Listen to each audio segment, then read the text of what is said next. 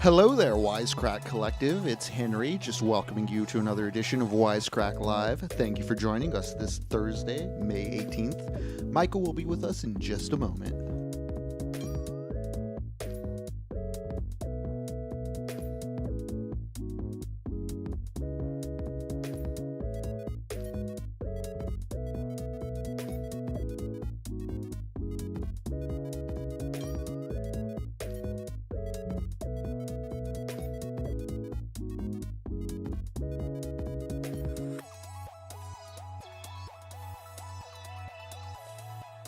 Happy to see so many green names in our chat. Thanks for joining us once again. Don't forget to lick the stem.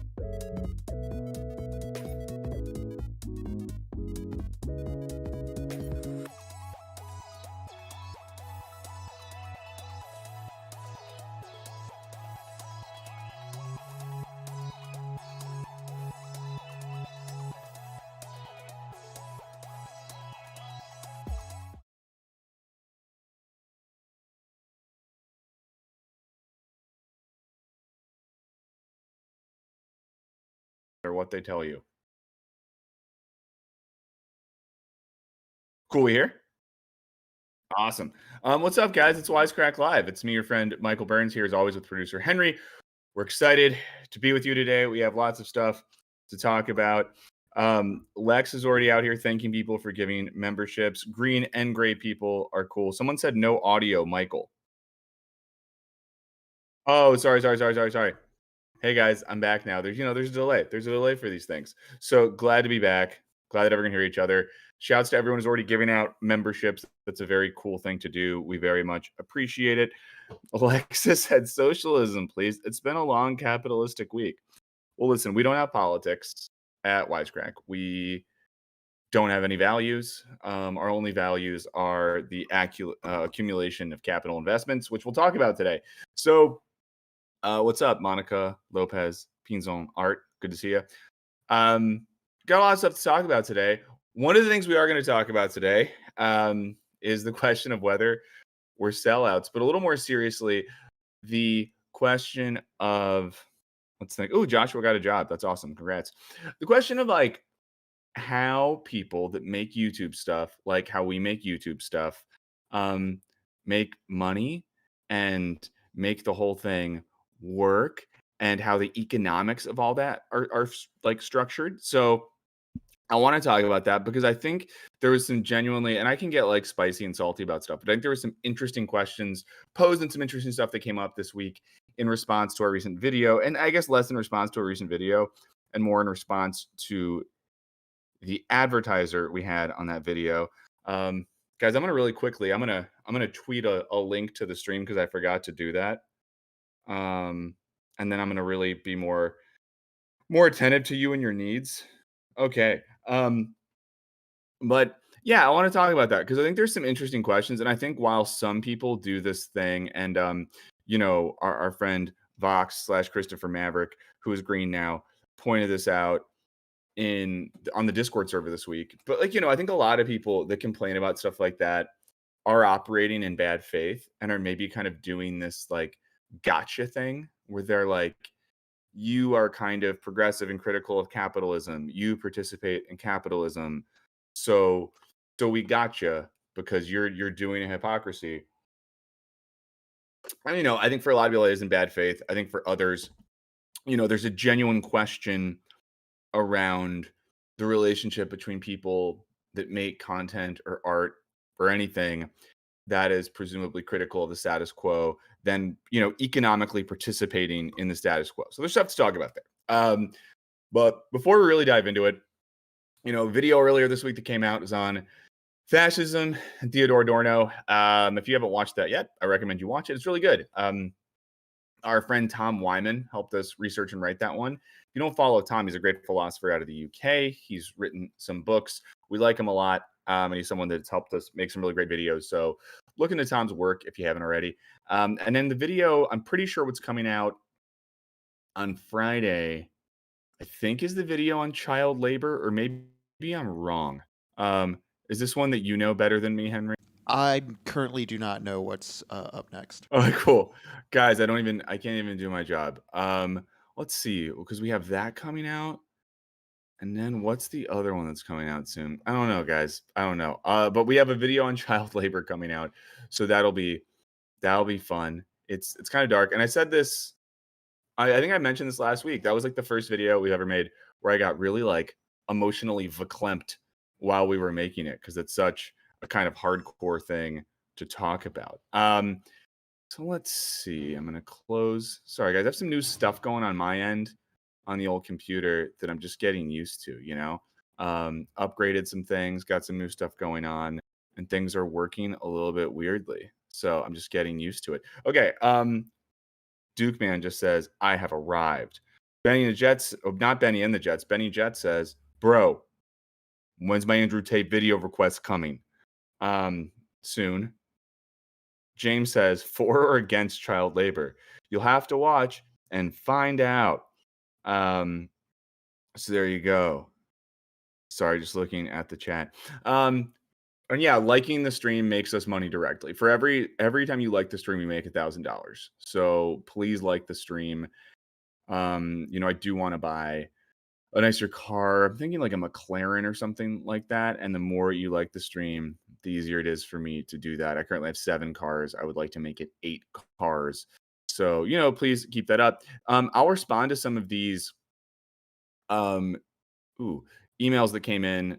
But if we talked about this last week, if you do have any desire to participate in the keeping of Wisecrack Live official lore, send us an email at wisecracklive666@gmail.com and we'll get you involved. And we'll let you be an official Wisecrack Live lore keeper. And you can keep lore about like when we officially fell off. You can be like, here's the day they fell off. Here's the day they became sellouts.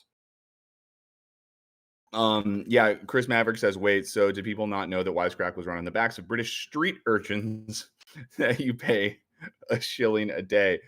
Maeve, good to see you here. Natasha, good to see you. Thornback, Curtis B, Julia, we probably saw your email, but I need to go back and check it. So sorry about that.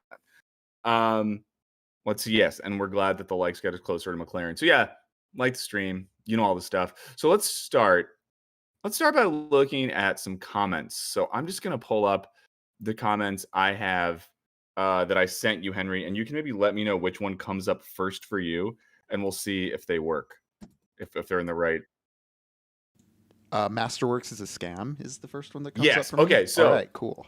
Awesome. So, okay. So these comments, guys, are from the Adorno video, the video on Adorno and fascism. Steve Taylor said, do we help more if we thumbs up and down or just up? Just up, guys. Never thumbs down. Never thumbs down. If you thumbs down, it takes money. The government takes money from us. So if every thumbs up is $1,000, every thumbs down, the IRS deducts $2,000 from both Henry and myself. So there you go. Purple's Art says a shilling a day for a street urchin is actually pretty good pay. So these are comments from that video.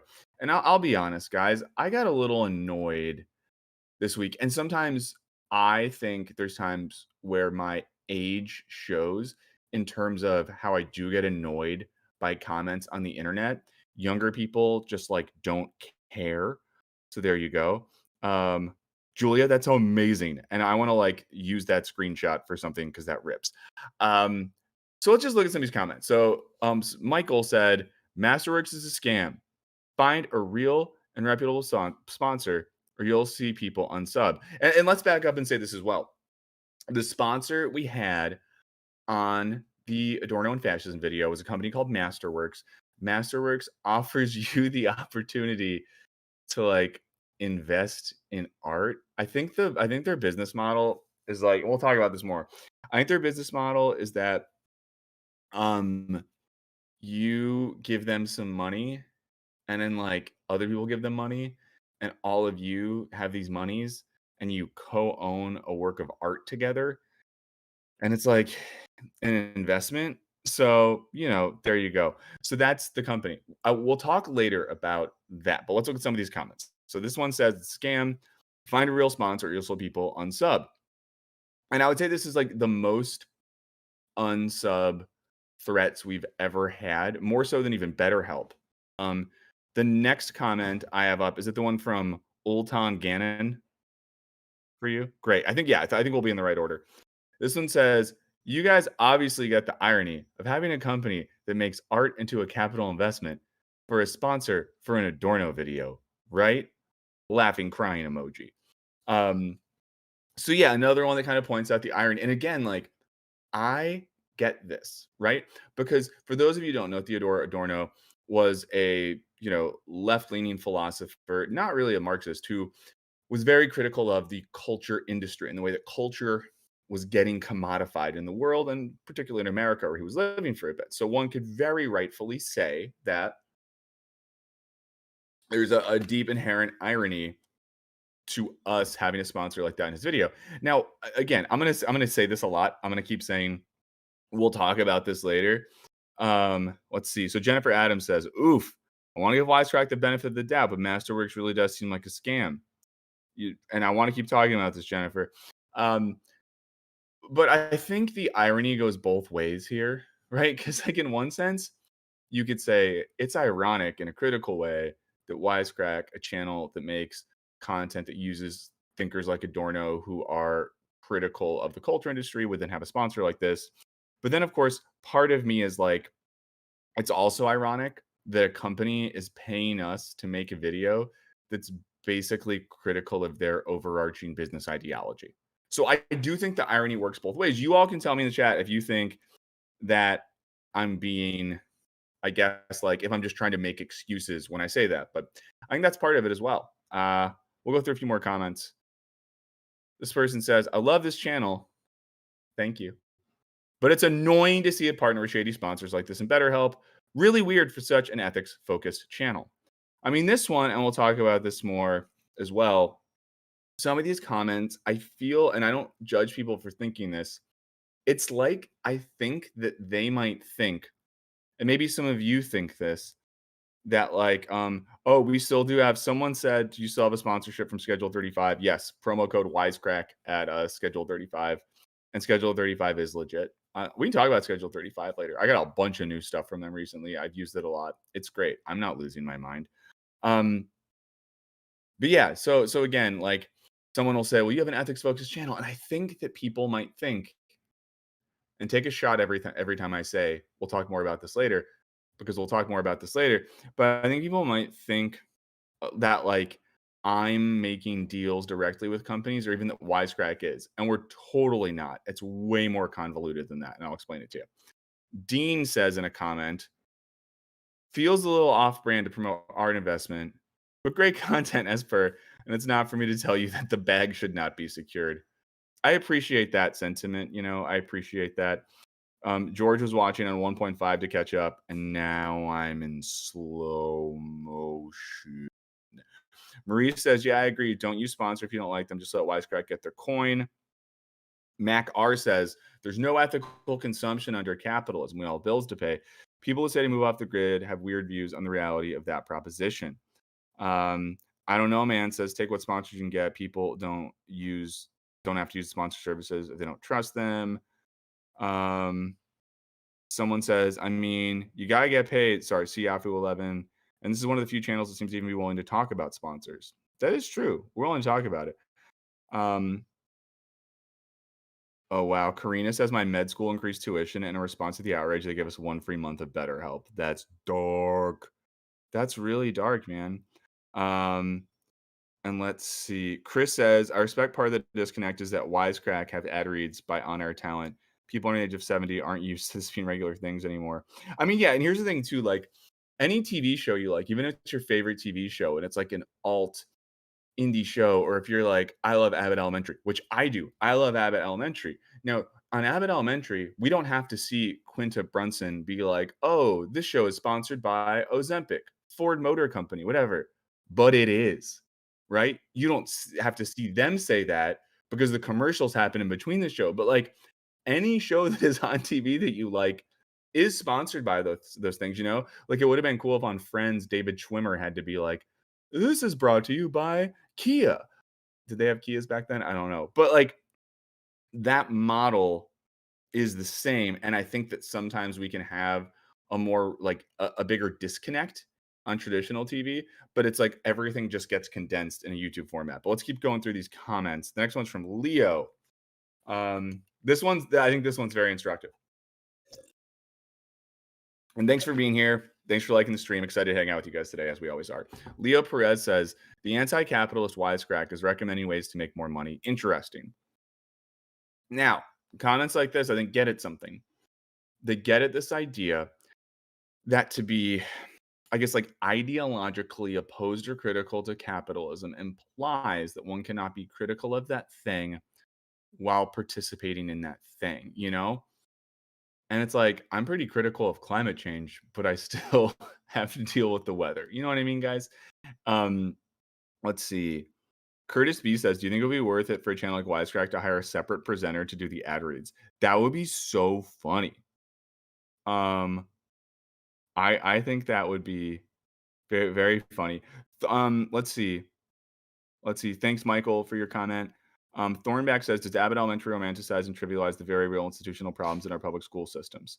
I think they don't. I think they do a really good job, actually. I like that show a lot.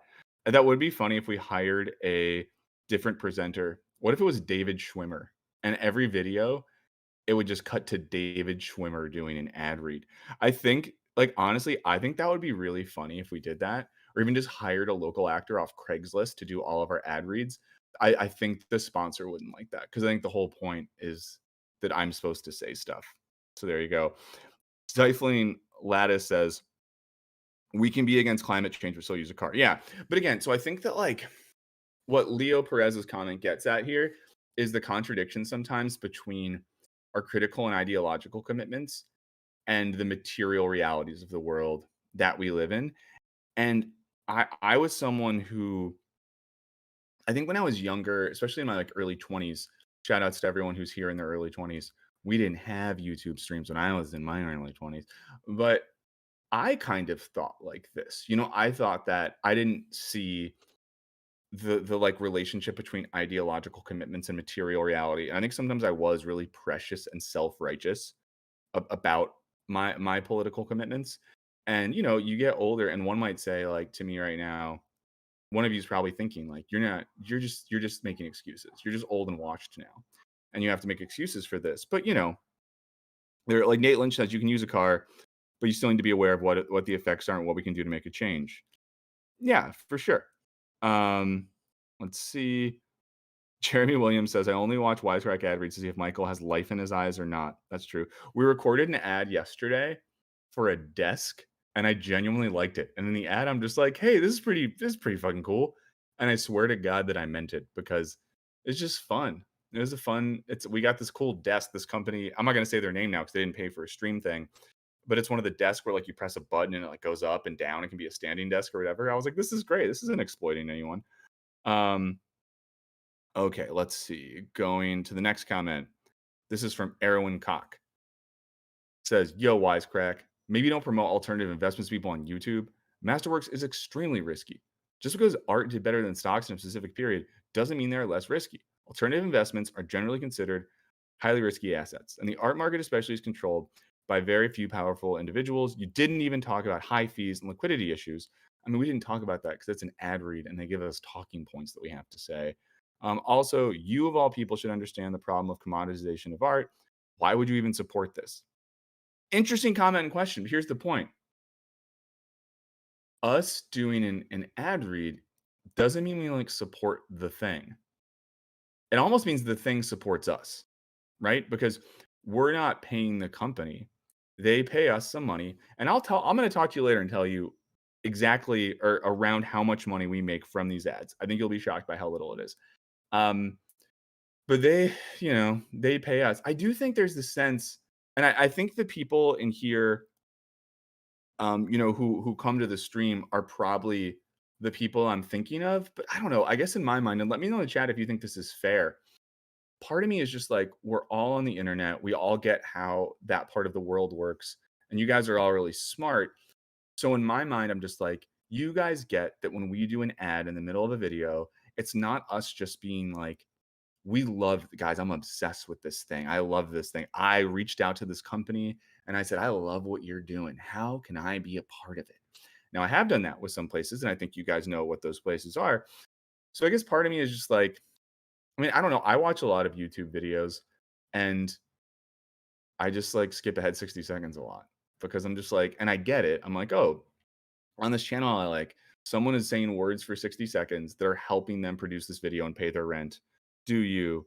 But there you go. Someone says, what does it say about us, the audience, that Masterwork saw us as easy marks? That's interesting. That's interesting. Wait, I want to check a comment.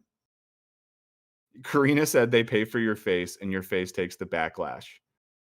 It really does. It really does. Okay, I'm going to skip just a few more comments here. Comp de Perso says, nah, man, those sponsorships are getting out of hand. Promoting a service contributing to the use of art as a form of investment, while it's the exact kind of stuff you all talk about in your videos, sounds kind of lame. I'm sorry. I really like Wisecrack, and I'm pretty dumb. You're not dumb. If you watch the stream, dude, you're not dumb. So maybe I missed something here. And if it's the case, please correct me. But how I'm seeing this right now, it really doesn't fit. Again, I appreciate stuff like this. And thanks for being here. Thanks for liking the stream. And the stream is brought to you by Northrop Grumman Weapons. It's brought to you by missiles. By watching this, you're actively supporting the military-industrial complex, and so are we. That the blood is on your hands now. Jackson said, I don't know if we make enough money to be considered sellouts. Speaking of selling out, guys, Skip Intro, great YouTube channel. Check it out. They are actually sponsored by the Koch brothers. It's an ideological weapon used by them to infiltrate the minds of progressive young people that Jackson is a part of. I'm just kidding. Speaking of, we were talking about Abbott Elementary before. Jackson's video on Abbott, it was so good. I really loved the fentanyl video. Just want to shout that out. I've watched it twice. Yeah, it's weird that it was sponsored by the Sackler family, but it was a really good video. Yeah, but also you guys know this. Please subscribe to Skip Intro if you don't already. Jackson would never say it in the chat because he's a real one. Jackson's editing. He's working on a video right now. I'm so glad he's the one editing it on our video on child labor. And when we made that, I was like, I hope Jackson's on this one because he'll know what to do, and he does know what to do. Nate Lynch says, so Michael Burns, what do you feel about people's ability to trust what you say? Here's what I really think. I think, and truly correct me if I'm wrong, guys. I mean this. Let's have feedback. Let's have a conversation. I truly think that 99% of you know the difference between a Wisecrack video when we're doing a well-researched, well-thought-out video that's intermixed with me doing off-the-cuff commentary. I think you know the difference between that and when I say, but before we get into it, and then say, and now back to the show. I think that you all know that the moment you hear me say, and we'll normally do a cut in the edit, before we get into it, you know that I'm doing an ad read. And I think when I say, now back to the show, you know we're getting back into it. I think that that's the case, but please let me know if it's not obvious enough. A thing that we talked about this week, and we'll talk about it more, is that, what was I about to say? Oh my God. Well, A thing we talked about this week, though, and we're going to copy our friend Johnny Harris here. He's not really our friend. He doesn't know who we are. We just know who he is. It's a one-way relationship. We collectively have a parasocial relationship with Johnny Harris. Um, but we're going to start putting like a yellow timeline on the bottom of the screen during our ads so that you visually can see this is the ad read. We might even change the music up as well. So we want to do that as much as possible. Um, someone asked, Bobby Pines said, "Do people honestly think that Masterworks invented the commodification of art and that there wouldn't be a fine art market otherwise?" I think that's a very good point. Amin says, "Hello, what is the topic?" We're looking at some comments. Oh yeah, if you're just tuning in, this is Wisecrack Live. We're looking at some comments from our recent video that were critical of our use of an ad sponsor, and we're kind of getting into that. But as the programmer notes, let's take a short break to discuss Raid Shadow Legends. And someone said you change your fit too. Yes, I sometimes do change outfits. Antoine, thank you so much for the 420 to support me as Judas. Yeah, Natasha says, I tune out when the ad starts, but people know they can skip the ads. This isn't like TV.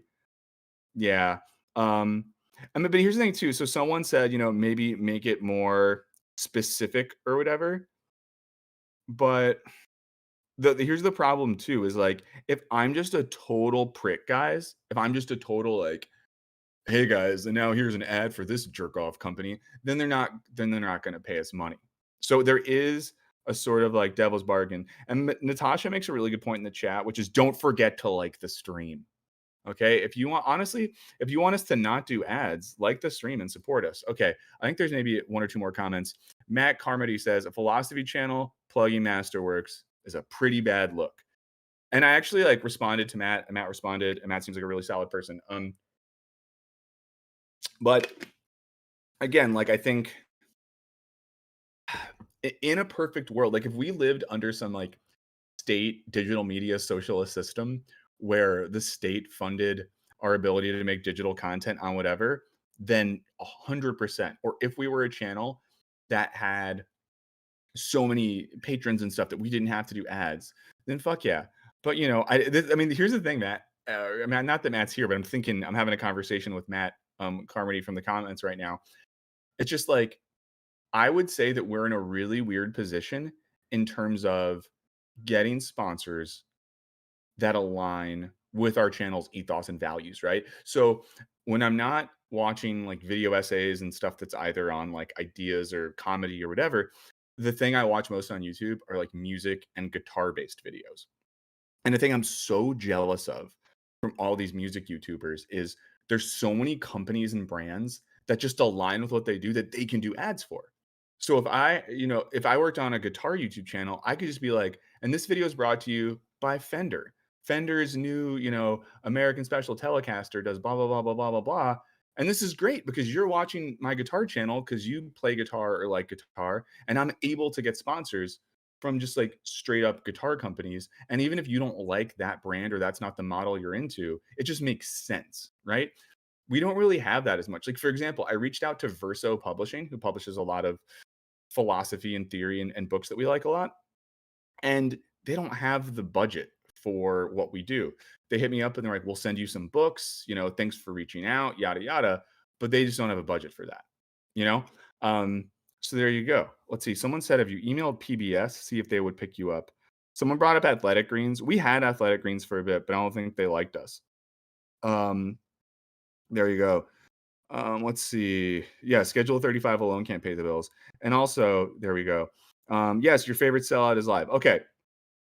We'll do, I think, one more comment. We'll finish this up. And we're going to get into it deeper because then here's what's going to happen. We're getting into these comments. I'm going to talk you guys through kind of how we make money and how money works on YouTube. I got a video queued up as well on this. So let's just like deep dive into that today. Let's really talk about it. Let's be honest.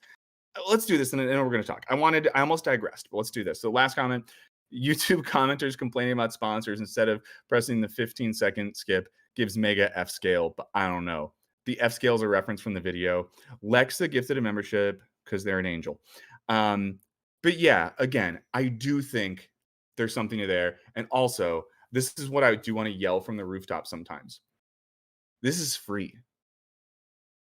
All this is free. I mean, we pay for our internet subscriptions or whatever, but YouTube And these days, I'm sure many of you are the same. I watch as much stuff on YouTube as I do on like Netflix and Hulu, and often stuff on YouTube is better and it is free. And in my mind, the price of admission for all the free stuff on this website is we both watch AdSense ads that we can skip and sometimes have to watch channels we like do ad reads. In my mind, that's like the price of admission. Nathan just arrived. We're glad you're here. Now the party can start. So I do think that's important to remember. And there is this part of me. Oh, Lena, thank you so much. That's very kind of you to say. I'm blushing. But I don't know. There's this part of me that's like when people complain, I'm just like, but you're not even paying us. We're giving you free shit. And that's why sometimes my pitch for the Patreon is like, if you really like what we do and you really hate the ads, and I used to know this number precisely. Sign up for the cheapest Patreon level, $5 a month. You get about 8 videos a month. I don't know the math there, but it's around 75 cents a video. And I'm always just like, if you really care that much, if you're really just like, I love what you do, but I'm so pissed about these ads and it's breaking my heart, 75 cents a video, you never have to worry about ads again. That's what I got to say. Let's see. Someone said the THC gummy ad situation in Minnesota is a little out of control. I know. And then someone brought up Nebula. Yeah, people sometimes will say to me or us, like, oh, get on Nebula, but they have to invite you. And once the CEO of Nebula, like, was a dick to me on Twitter, I'll say it. I think Jackson is on Nebula, Jackson of Skip Intro fame, and Jackson rips. But yeah, one time the CEO of Nebula was like a dick to me on Twitter, and I was just kind of like, "Fuck you, man." So it makes me never want to do business with that person. Maybe I misinterpreted what they said, but there you go. Lori Hicks gifting a membership. Thank you so much. Very kind. As always, it's fun to gift and get memberships. Okay, so those are the comments. Let's now kind of dive into this in a little more detail. Maeve, thank you so much. Very, very kind of you. Curtis B said in the chat, whoa, and Nelson's gifting memberships. Curtis B said, I think part of the it's free part of it is that everything is either ads or subscriptions now. It really feels like there's nothing truly feel, and you feel the hand of capitalism and everything. But I think that's it. Like, I think Curtis is absolutely right. It kind of like is that nothing is truly free. Like, it really, really is. Sorry, I just laughed at Alexa talking about stealing her loser ex-husband's student discount. There you go. I just saw the chat went really fast for a second. I saw make your own nebula with hookers and cigars. Okay, so let's talk about this. How do we make money, right? And this is I'm gonna dive into this, and this might be a thing where I say too much today. I might get in trouble today. Today might be the day where if one of like my bosses from the corporate entity signs in, I might get a talking to. But let's talk a little bit about how we make money in particular, and we'll talk about more than that. Nelson is the captain now, and I will answer any question you have about our business model and how we make money. I will answer honestly, unless it's a thing that I feel like if I speak to it directly, I will lose my job, and then I'll just tell you that. I'll say I can't speak to this because I might lose my job. Jeremy Williams said, agreed, as someone who only recently started supporting my favorite creators, the ads are the price of admission. I hate them. They annoy me. I skip every ad I can. But how else do they make money? Yeah, exactly. Dead Card 13, the super chat brought to you by capitalism. Capitalism. Just bite the pillow.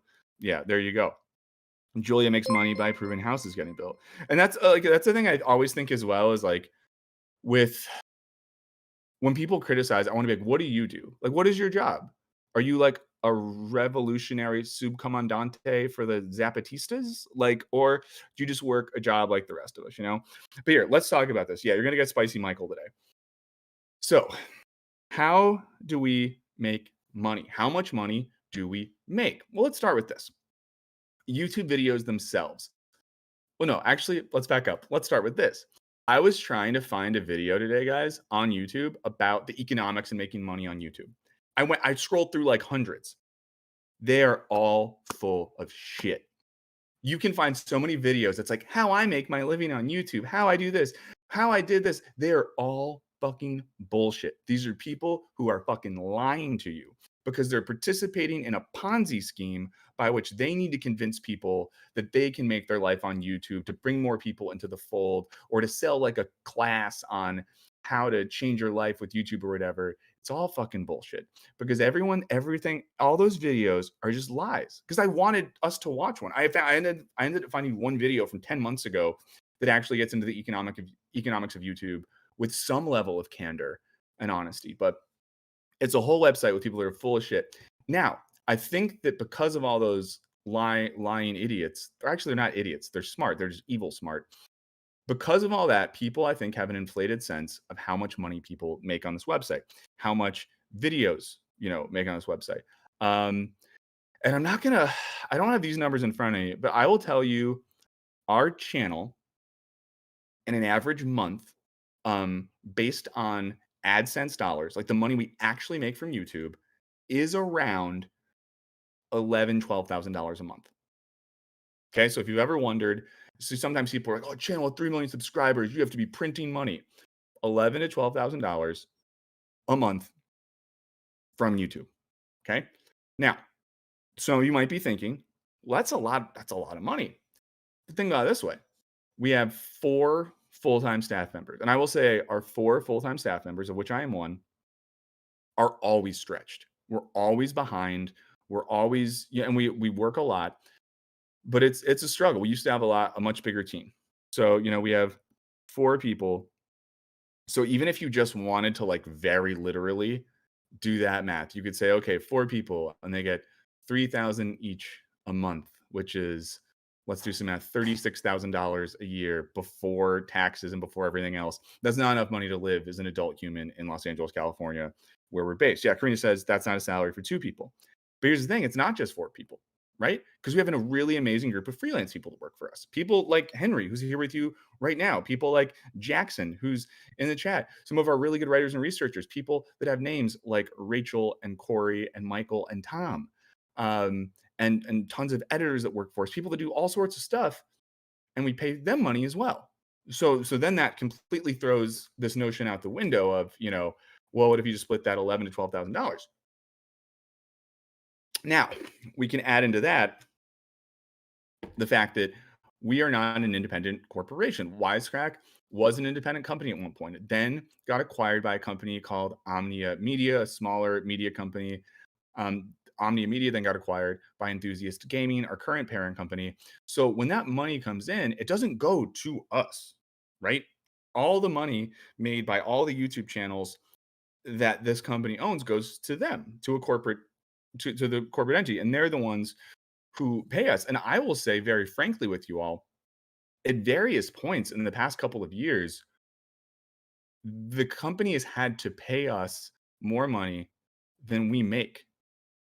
Right? We've had months, big chunks of time. We haven't done that. Jackson is indeed in the chat. I mean, the parent company's take is everything because they own us. We're a thing from them. Someone said they're from a third world country and it sounds like a fortune. And I know it is, but I promise you, like where we live, where we are, it's not a lot, right? Let's see. Yeah. Julia said, I think if you were like a beauty YouTuber, I mean, I think I could be a beauty YouTuber. I'm not trying to say it, but with a part-time editor, you'd be making lots of money with 3 million subs. So for a company like you guys, not. Yeah. Because that's the thing too, guys. Like if how we made our videos was like, I did all the writing research myself and I literally right here where I am now, just recorded myself and I sent Henry some footage and he did a quick edit and I uploaded it, then sure. But there you go. And Tom Foolery, thank you so much for that comment. I really appreciate it. Click the buttons, chat, support our streamers. You got to support the streamers. And hey, it's me, Mario is here. So again, so here's where we're at. If you're here right now, if you're just tuning in, we're just talking frankly and earnestly about how we make money on this channel. Someone said I'm not from the US. How bad is it? Well, I'll just tell you this. In Los Angeles, California, if you wanted to get a 1-bedroom apartment in like just like a decent-ish area, I mean, you're talking close to $2,000 a month. So, I mean, for example, if we're going to do that math of Wisecrack makes in a good month $12,000 off videos. We split that 4 ways. Everyone gets 3,000. Well, after taxes, that's like 2,000. So that's maybe enough, best case scenario, to pay your rent, but then you can't eat food or have electricity. Yeah, Sloth said 36K in LA is unfeasible. Like, I, yeah, so there you go. Yeah, Lexa says rent for a studio in the Valley starts at 1,600 a month. Hey James, thank you so much. James is supporting our adult lifestyle. If you give me credit for living in my parents' loft and participating in capitalism as little as possible, James, you get all the credit. Gordon gets it. He follows my style tips. So there you go. But yeah, rent here sucks, and but that's the thing too. Like, if imagine this, like imagine if we were based in, I'm just gonna say a city like Des Moines, Iowa, then we probably could do a lot. I mean, there's a lot of YouTubers. I think like Hank Green and Co. all moved to Montana at one point because it was like cheaper there and they were able to set up stuff. But we live somewhere here. Let's see. Zolio says, does Wisecrack make so little because of the subject matter? Do a lot of videos get demonetized? I know a guy with 500,000 subscribers. He does video game stuff and makes 15 to 20K every month. Well, so here's the other thing, right? Subscribers mean nothing. Like, they truly mean nothing, because there's channels that have way less subscribers than us that do bigger numbers. Like, what matters is view count. It's like your videos have to be monetized. They have to have a lot of views, and people have to stick around in those videos for you to make the maximum amount of AdSense. You have Budget Ballin, and Budget is in their username, pays 3,300 for rent in Boston. Boston sounds so expensive. So is Michael. Ever considered OnlyFans? If only I had the body for that.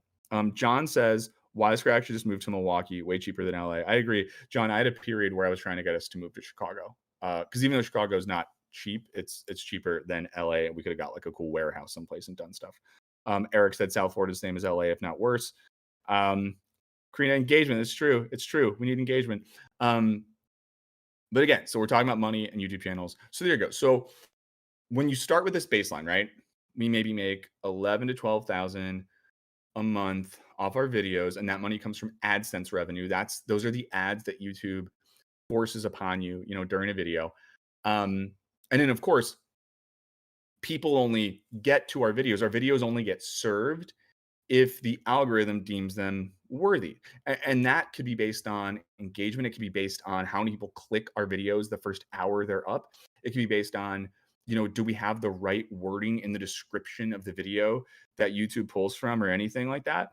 So, that matters a lot as well. And I'll tell you this, there's sometimes where, and if you just look at our channel, you'll see this. Sometimes we put out a video that we feel really good about, and 100,000 people watch it in the first day, which is really good for us. Other times we put out a video that we feel really good about, and 60,000 people watch it in 3 weeks.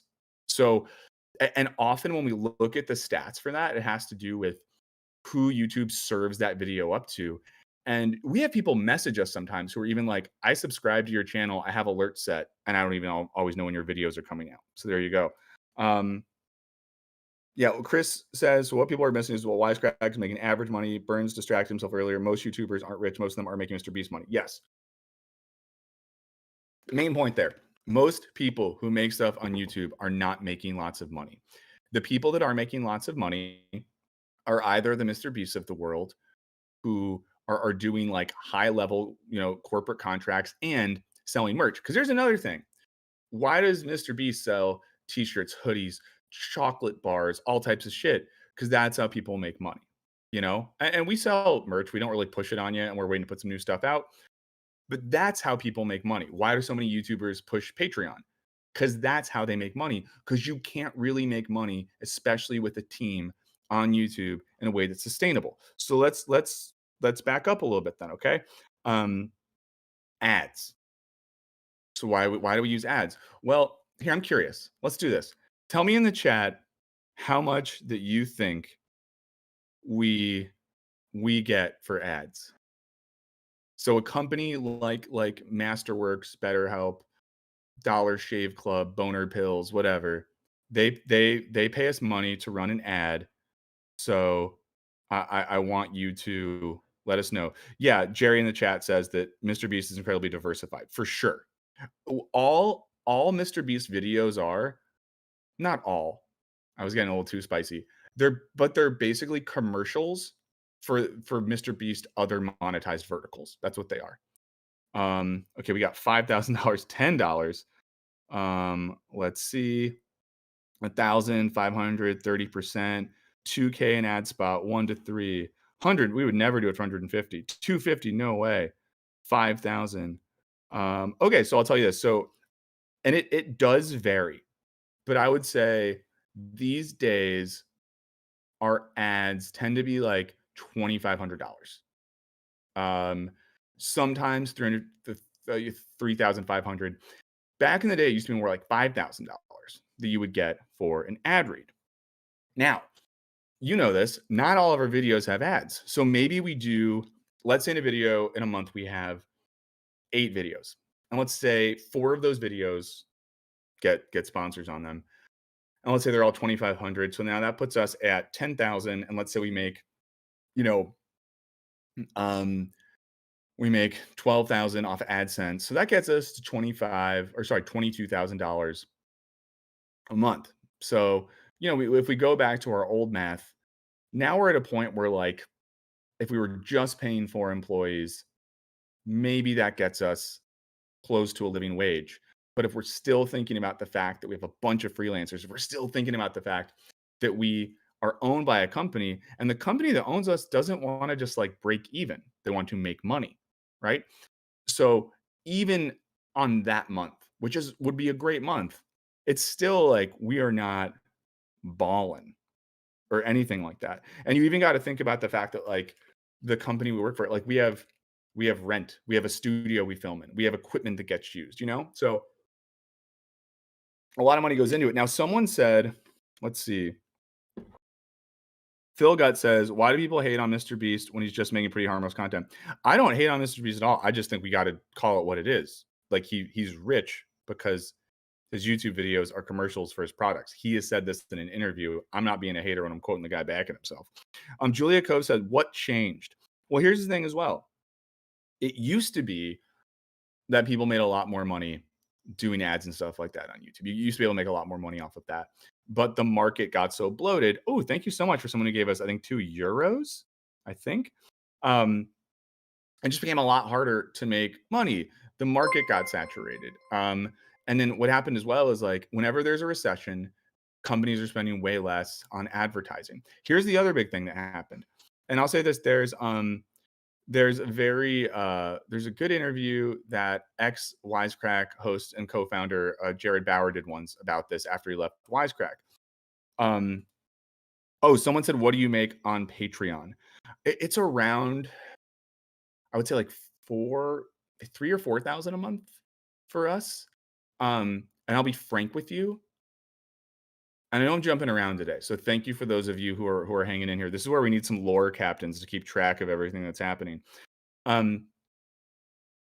But this is why Patreon's important, right? Because the more we make on Patreon, the more we have an income source that isn't dependent on ad stuff. Oh, and here's the thing too. Bouncing around. Thank you for keeping up with this, guys. Thank you for keeping up with my broken mind. Remind me if I don't get back to algorithmic data usage in the ad industry in a few minutes. We got to talk about that. I was just talking about Patreon and money and ads and why that's good. Guys, I lost it. I mean, I guess the basic gist is that the more money we make on Patreon, the more we have a consistent base of income. Yeah, here's it. A consistent base of income that's not fluctuating with the market the way that ads are. There's periods of the year where maybe all the marketing companies just like pull away. So Patreon's good for that. Another thing that's important to note is our ads come through like agencies. So our parent company, right, has a sales team. And we have a dude that works with us. His name's Pat. He fucking rips. Just solid fucking dude. And Pat's job in some cases will be to work with an agency. This agency isn't the company. So this agency isn't Masterworks or, Roman Boner Pills or whatever. This agency represents a bunch of those companies.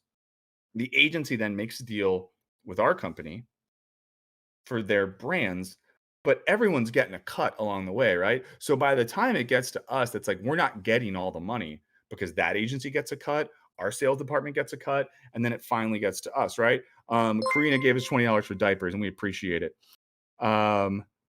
Wait, someone might have said something good and I missed it. Is Wisecrack better or worse post COVID? Okay, so the Jared interview thing where I left off, I'm going to get to Rax's comment. Rax says the solution moving forward will be to make the sponsored ad read as a timestamp chapter that includes the ad disclosure. Yeah, so Rax, great idea. So here's what we're looking into.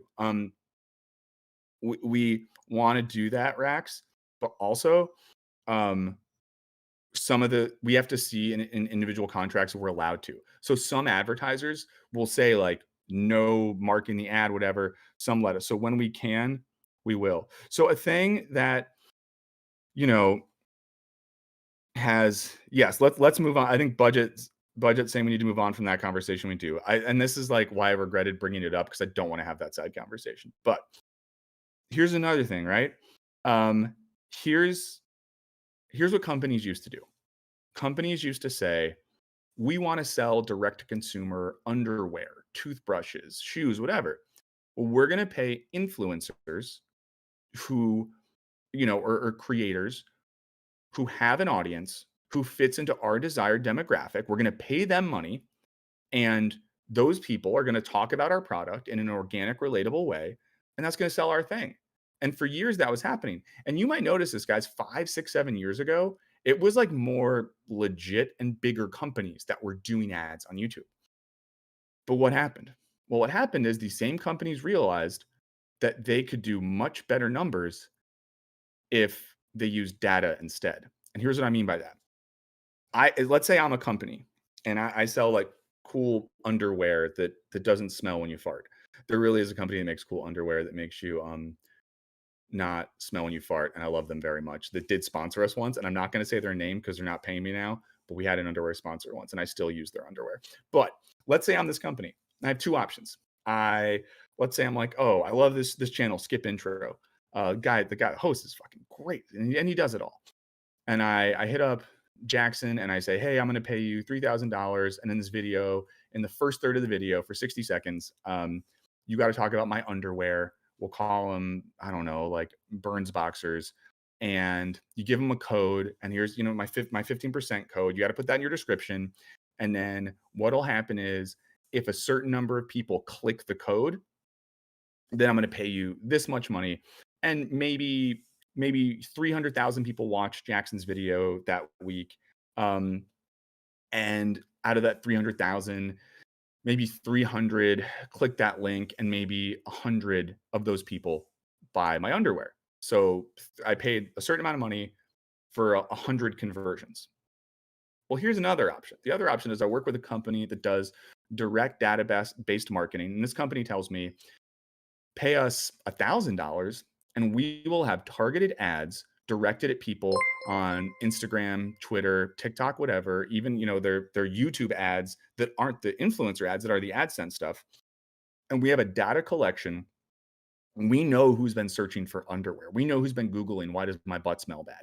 We have all of this data, and we're going to let you target those people directly. Well, I'm doing that because it's cheaper for me and they're able to target directly. And that's why Logan Mansion Games just joined. We're just talking about the business model of Wisecrack and how we make stuff. So if we're following what I'm saying there, it was Mac Weldon, by the way.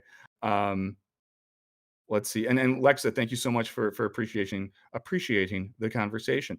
Let's see. Okay. So what we see there is that the model has shifted such that bigger companies that can afford to use these direct data-based marketing mechanisms are not going to pay Jackson or myself or whoever to talk about a product. They're just not going to do it because why would they? Why would Nike pay Wisecrack to talk about Nike shoes when they can target you directly on any app you use? And I'm sure all of us, like, open Instagram right now. Well, don't open it if it means you're going to close YouTube.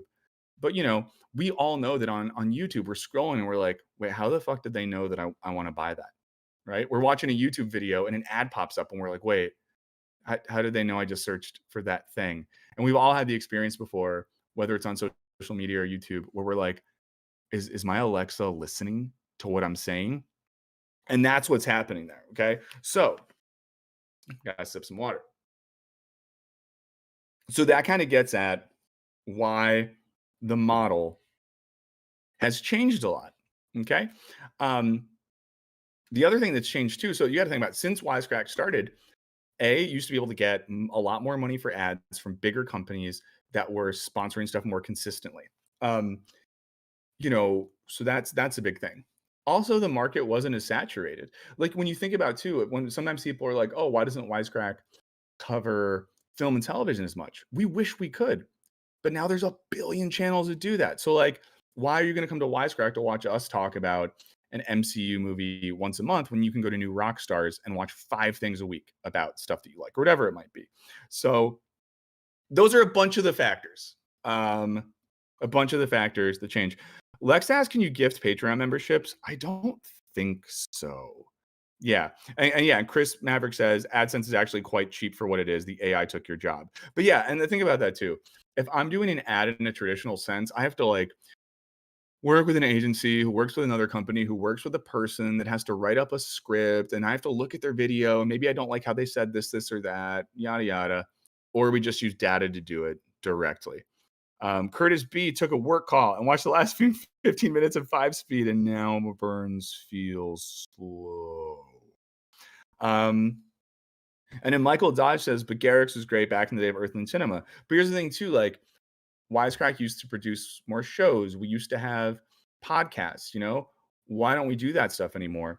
Because the production cost were higher than what we were able to make. We had this conversation a little bit last year when our podcasting stopped, which sucked. And I'll say it, I fucking hated it. I thought it was a bad decision, and I wish we didn't do it. And I still think it was a bad decision. This is me getting too spicy, guys. This is bad. I shouldn't be saying what I'm saying. I shouldn't have a job. I shouldn't be employable because I just spout off like this. But I think it was an objectively bad decision. And you know what? It was made by 2 people who don't work at the company anymore. So I don't care. I think they're both fine people, but I think neither of them understood why podcasting was important for us. That said, there's no money in podcasting anymore either, because podcasting used to be this relatively equitable thing where like cool, interesting people made podcasts, companies would sponsor it, but all the goddamn celebrities started doing podcasts and all the money just went to that. That's why even podcasts are really popular, like Chapo Trap House, I'd say. They're popular because they make $250,000 or more every month off Patreon. So like compare what someone like Chapo Trap House does. They just make audio content. It's so cheap to make, you guys. It's so cheap, relatively speaking, to make a podcast. It's just 4 white guys talking. Um, and then they're making $250,000 on Patreon. We have a huge team that does videos, and you only make $4,000 on Patreon. So it's just a different thing. Did someone say magic mushrooms? Okay. Julia, I'm glad our podcast got you through a concussion. Let's see. Sorry, I'm just catching up. People said they like me when I'm spicy. Well, you're not gonna like it when I get fired when I'm spicy. Spikle, is that what we call it when I'm spicy now? Let's see, just catching up on the chat. So listen, we're halfway into today's episode. I mean, that's a lot of it. And I guess let's get into I'll say a couple things and we'll get into the philosophical side of this. Hey, thank you so much, guys. So real quick, we're at the halfway point. This is Wisecrack Live. If you're just tuning in, I'm Michael Burns. Producer Henry's on the line as well. Speaking of the people that sometimes might not think about that make all the good stuff we make happen, because it really takes a village. We are talking today a little bit about recent discussions about our channel selling out. Why do we do ads with different companies? What if they're companies that are in contradiction with our own values? And I haven't talked about that yet. We've been talking about the economics of YouTube in general. We've talked about how Wisecrack makes money.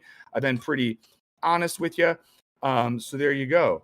Justin Boyd, currently a striking WGA writer, and one of the smartest guys I know. I'll say it. Justin Boyd, who's in the chat right now, is one of the smartest guys I know, and he really pisses me off because he was already one of the smartest philosophy guys I knew, and then he just ditched that to become a really successful writer in Hollywood. You've 100% watched something that Justin Boyd has written before or produced, and he's so good at that. He's also really good at pool. He's handsome. He's not good at eating though. He's one of those guys who he treats food like fuel. It's not like he appreciates it very much. But great guy. You can Google Justin Boyd and you'll be like, oh, he wrote that. Oh shit. Um, but maybe you'll be mad that I just told you to Google him. I don't know. So let's see. Someone said, could you make more duplexing streams on Twitch, Discord, etc.? Yeah, we should do something like that. I was about to say, oh yeah. So let's get into maybe the more specific question of the ethics of being a channel that makes content that I would say, like, I still I don't think we're like a leftist or a socialist or whatever channel. I think we're a channel that approaches media and pop culture with a framework influenced by philosophy and the critical humanities. It happens to be the case that philosophy and the critical humanities are disciplines that often take a critical lens to dominant, ideological, political, and economic structures. It is what it is. Jackson's with Justin on food. Jackson and Justin would get along. Maybe you guys should start something at some point. If the industry ever falls apart, if Justin Boyd and Jackson Mayer got together, it would be over for you hoes, as the kids say. But again, yeah, you got it right, Etarista. So again, we're not some proclaiming to be a channel that's leading the revolution. I think there's a huge distinction between culture and material politics. And I actually, if I can get spicy for a second, think it's kind of shitty when people start media brands where they act like they're doing politics and they're just producing culture, because politics is a material enterprise. Culture can have some influence, but not really. If anything, our goal is to just like help people think about the world. I think if anything, one of our goals is to make you feel less crazy about how shit in the world seems weird and sucks sometimes by analyzing it critically. That said, yeah, Phoebe said, reality leans left. It is what it is. There you go. Yes, Jackson and Justin just became best friends. So let's start with that baseline. Now, one way I look at ads, right? And there's different levels. So yesterday we filmed an ad for a company. I'm not going to say their name now because they're not paying us to do this. That makes really cool desks, and they're actually good desks. They're reasonably priced. Me and producer Olivia put it together yesterday. Neither of us are geniuses, at least in that way. Olivia is better at putting stuff together than I am, but it was a very cool desk. It has a cool electric control thing. It can go up and down. You can do presets. I 100% did not feel bad recording a thing where I say to the camera, hey, if you guys need a new desk, check this fucking desk out. Why would I feel bad about that? You might need a desk. And if you end up getting a desk that we tell you to get, why not? So there's stuff like that, right? Like Blinkist, an app that lets you listen to quick audiobooks. That's fine. I don't think there's anything wrong with that. And if anything, that app, I looked through it, there's a bunch of really cool philosophy books you can listen to on there. Why the fuck not? In the past, we've done stuff like Squarespace. I literally use Squarespace for my own personal website. If you're gonna make a website, get 15% off. Why the fuck not? Right? So you have a category of things like that. Welcome to Wisecrack member Matthew. Thank you for being here. So you got that, right? And then you have a category of things. Let's say like Schedule 35. I literally reached out to that company, said, I like what you're doing. Here's what we are. Maybe we could partner on some stuff. And we did. And we have a really cool video coming out on psychedelics in the movies and the culture industry. Please watch it. It's really good. It's really, really good. But someone said someone's question is good. Chris is reposting Karina's question. Michael, are the Wisecrack demographics mostly male? Because I'm not losing my hair yet of all these keep stats. Yeah, so our demographics are like 70 to 75% male, pretty 18 to 35. And I want to say we're like 50 to 60% America, but then a lot of people from a lot of places all over the world. So yeah, we've gotten more gender diverse in recent years, which I'm really happy about. But we still have a ways to go, to be honest. But yes, that's the ads. Many of them are male skewing. But recently I reached out to some companies that make refreshing hard seltzers, because I was like, you know what, I like drinking those. Maybe we can find one of those brands for summer that wants to like do some ad reads where you can get a discount on some alcohol and I can get some free booze or whatever. Like there's stuff we do that I like, and I'm excited about getting. There's times where we've had like vitamins or, we had athletic greens. I was using athletic greens all the time. They sent us a bunch. It was fine. That was great. So you have that, right? So we have the who cares brands, like whatever, they're fine. We have the stuff that we like and are excited about. And then there's another category. And we've talked about this category before, but it's a category of companies that we maybe don't love. And we're maybe not stoked on. We maybe don't personally like. However, if we consistently say like no to ads that we have an opportunity to get, then it puts us in a dangerous position. Puts us in a position where um you know, a parent company could start to think, well, why do we keep these guys around? So sometimes we really are in a position where we have to do that. Um, and let's talk about the ethics of it then.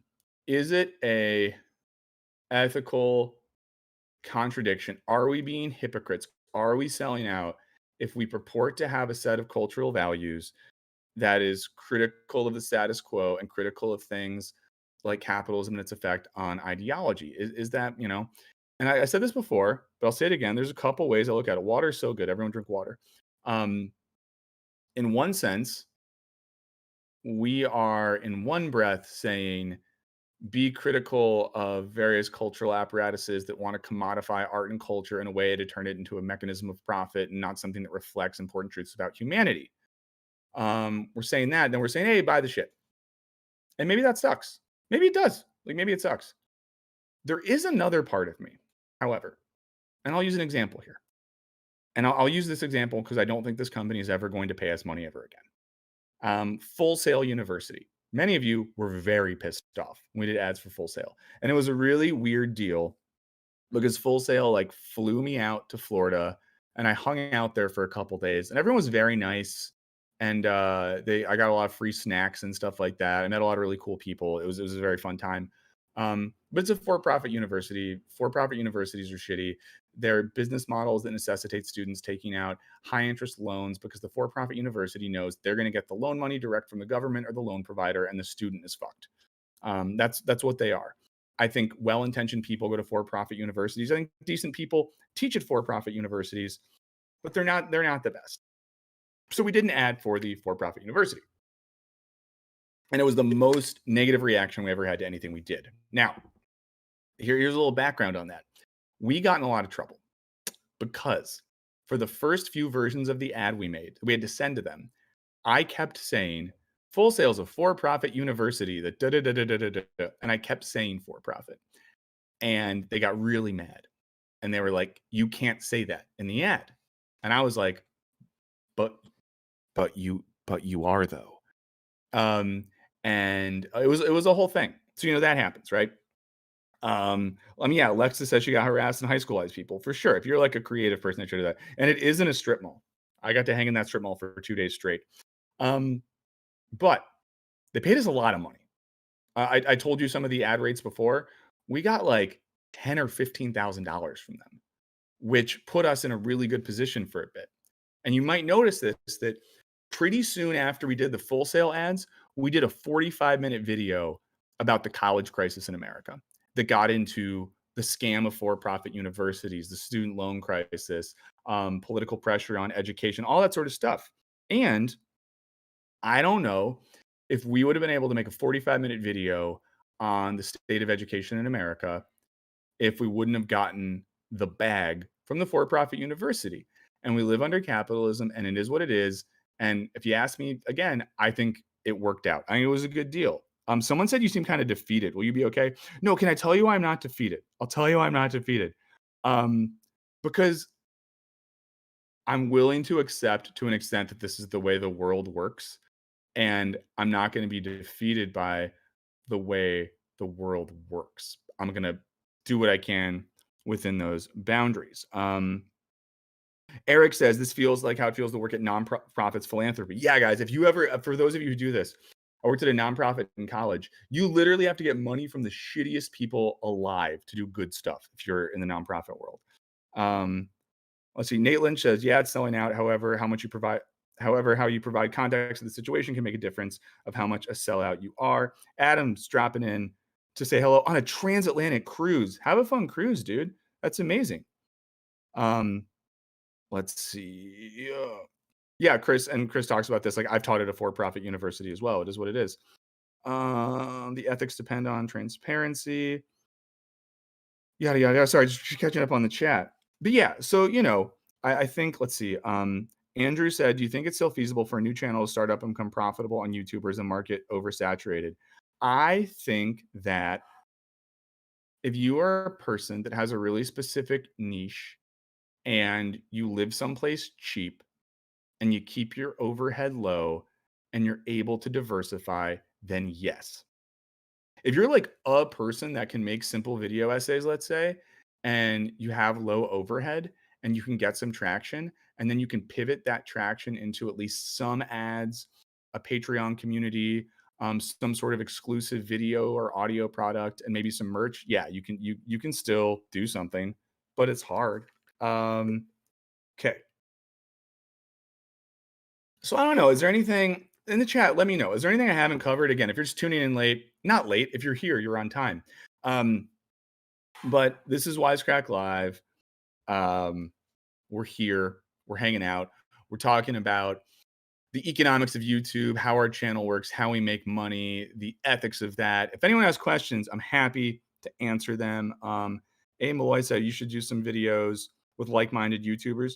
Yeah, I mean, it'd be fun to do stuff with people. We've done a couple cool collabs. I was really excited to have Alice Capel on last week. So I don't know if you guys watch her channel, but that's someone who I'm like, yes, these are the people I want to do stuff with. A while ago, I need to see if he can come on again. We had Tom Nichols on the stream, and he's a real one. So yeah, we did that video with Legal Eagle, which was fun.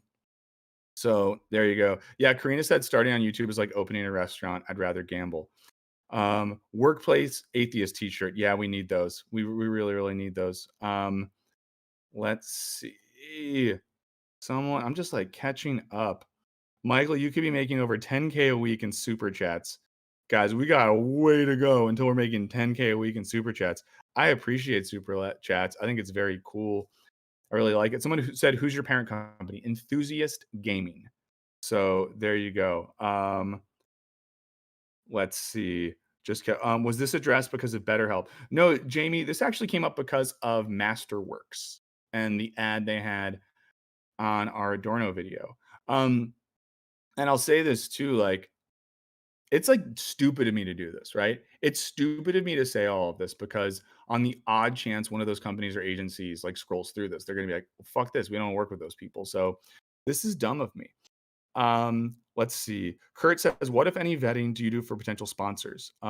We did establish titles and we dropped them after it got real weird. Our general sense, for that question again is what vetting we do. We've really tried to, and one could say that the Masterworks thing mistakenly broke this. We've really tried to avoid financial products. We've turned down some like credit cards and loan things before. We've tried to stay away from like games with exploitative in-app purchases to an extent. Um, we we've had offers from like companies to do like vape stuff, like nicotine products, and we've said no to that. And in gambling, um, we've turned down some ads for gambling, and I think some like NFT crypto stuff before. Let's see. So parent company answered that question. They're called Enthusiast Gaming. Vetting, I answered that question.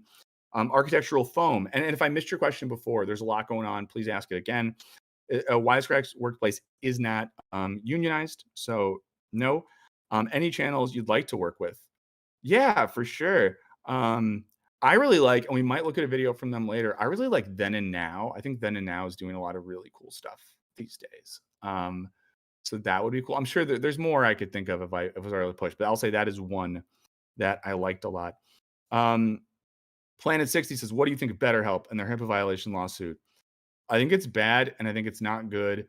And I think that if one can afford therapy that isn't BetterHelp, that is good. I think you'll notice that if you go back and watch a BetterHelp ad, try to find me saying that I think you should use BetterHelp or that I do. It doesn't happen. I'll say I go to therapy and I like therapy.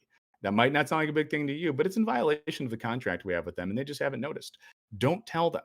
But I think that also FD Signifier would be cool to do something with. He really rips. But he's like he seems so cool that I'm like intimidated. Like if YouTube was a high school, I feel like FD Signifier would be at a cooler table than me, and I'd be afraid to say hi. Um, let's see. Are there humans at YouTube, or is it really an unresponsive black hole of AI? I really don't know. Michael, we got to look at the ad. Sorry, I've been bad about emails. Julia said, "Do you have channel recommendations for people like Wisecrack content?" I mean, Then and Now is really good. Tom Nicholas' channel is really good. Alice Capel's channel is really good. I'm sure other people have recommendations as well. There's some of those big philosophy channels you already know about. Um, and there's a thing that I can't really get into, but Chris Maverick responded to it very clearly in the chat. Let's see. Almost 600 people. Yeah, we can get spicy. Dead Card, thank you so much. Um, let's see. The Philippines government is targeting creators. This member chat was free. So, what would make the world better if it was free too? Healthcare. Um, didn't turn down Masterworks though. We didn't. But sometimes I'll say this to you. Okay, how about this?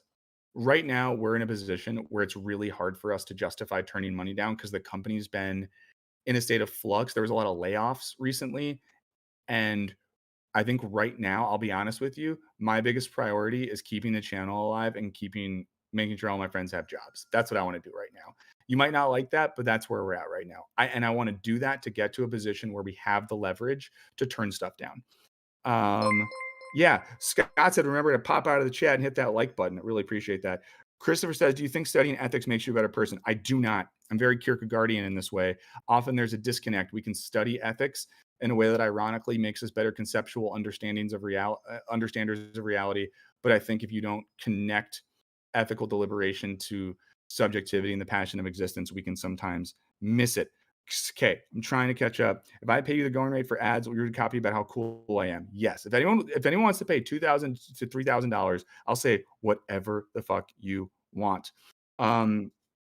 Yeah, we have to stream 5 days a week to do that. I mean, that's the thing too. Anthony brings this up. Like, we get that we need to stream more if we want this to grow. It's just a time thing, guys. It's tough. Sign Nothing says I'm cool enough to hang out with FT signifiers. So that's kind of cool. Let's see.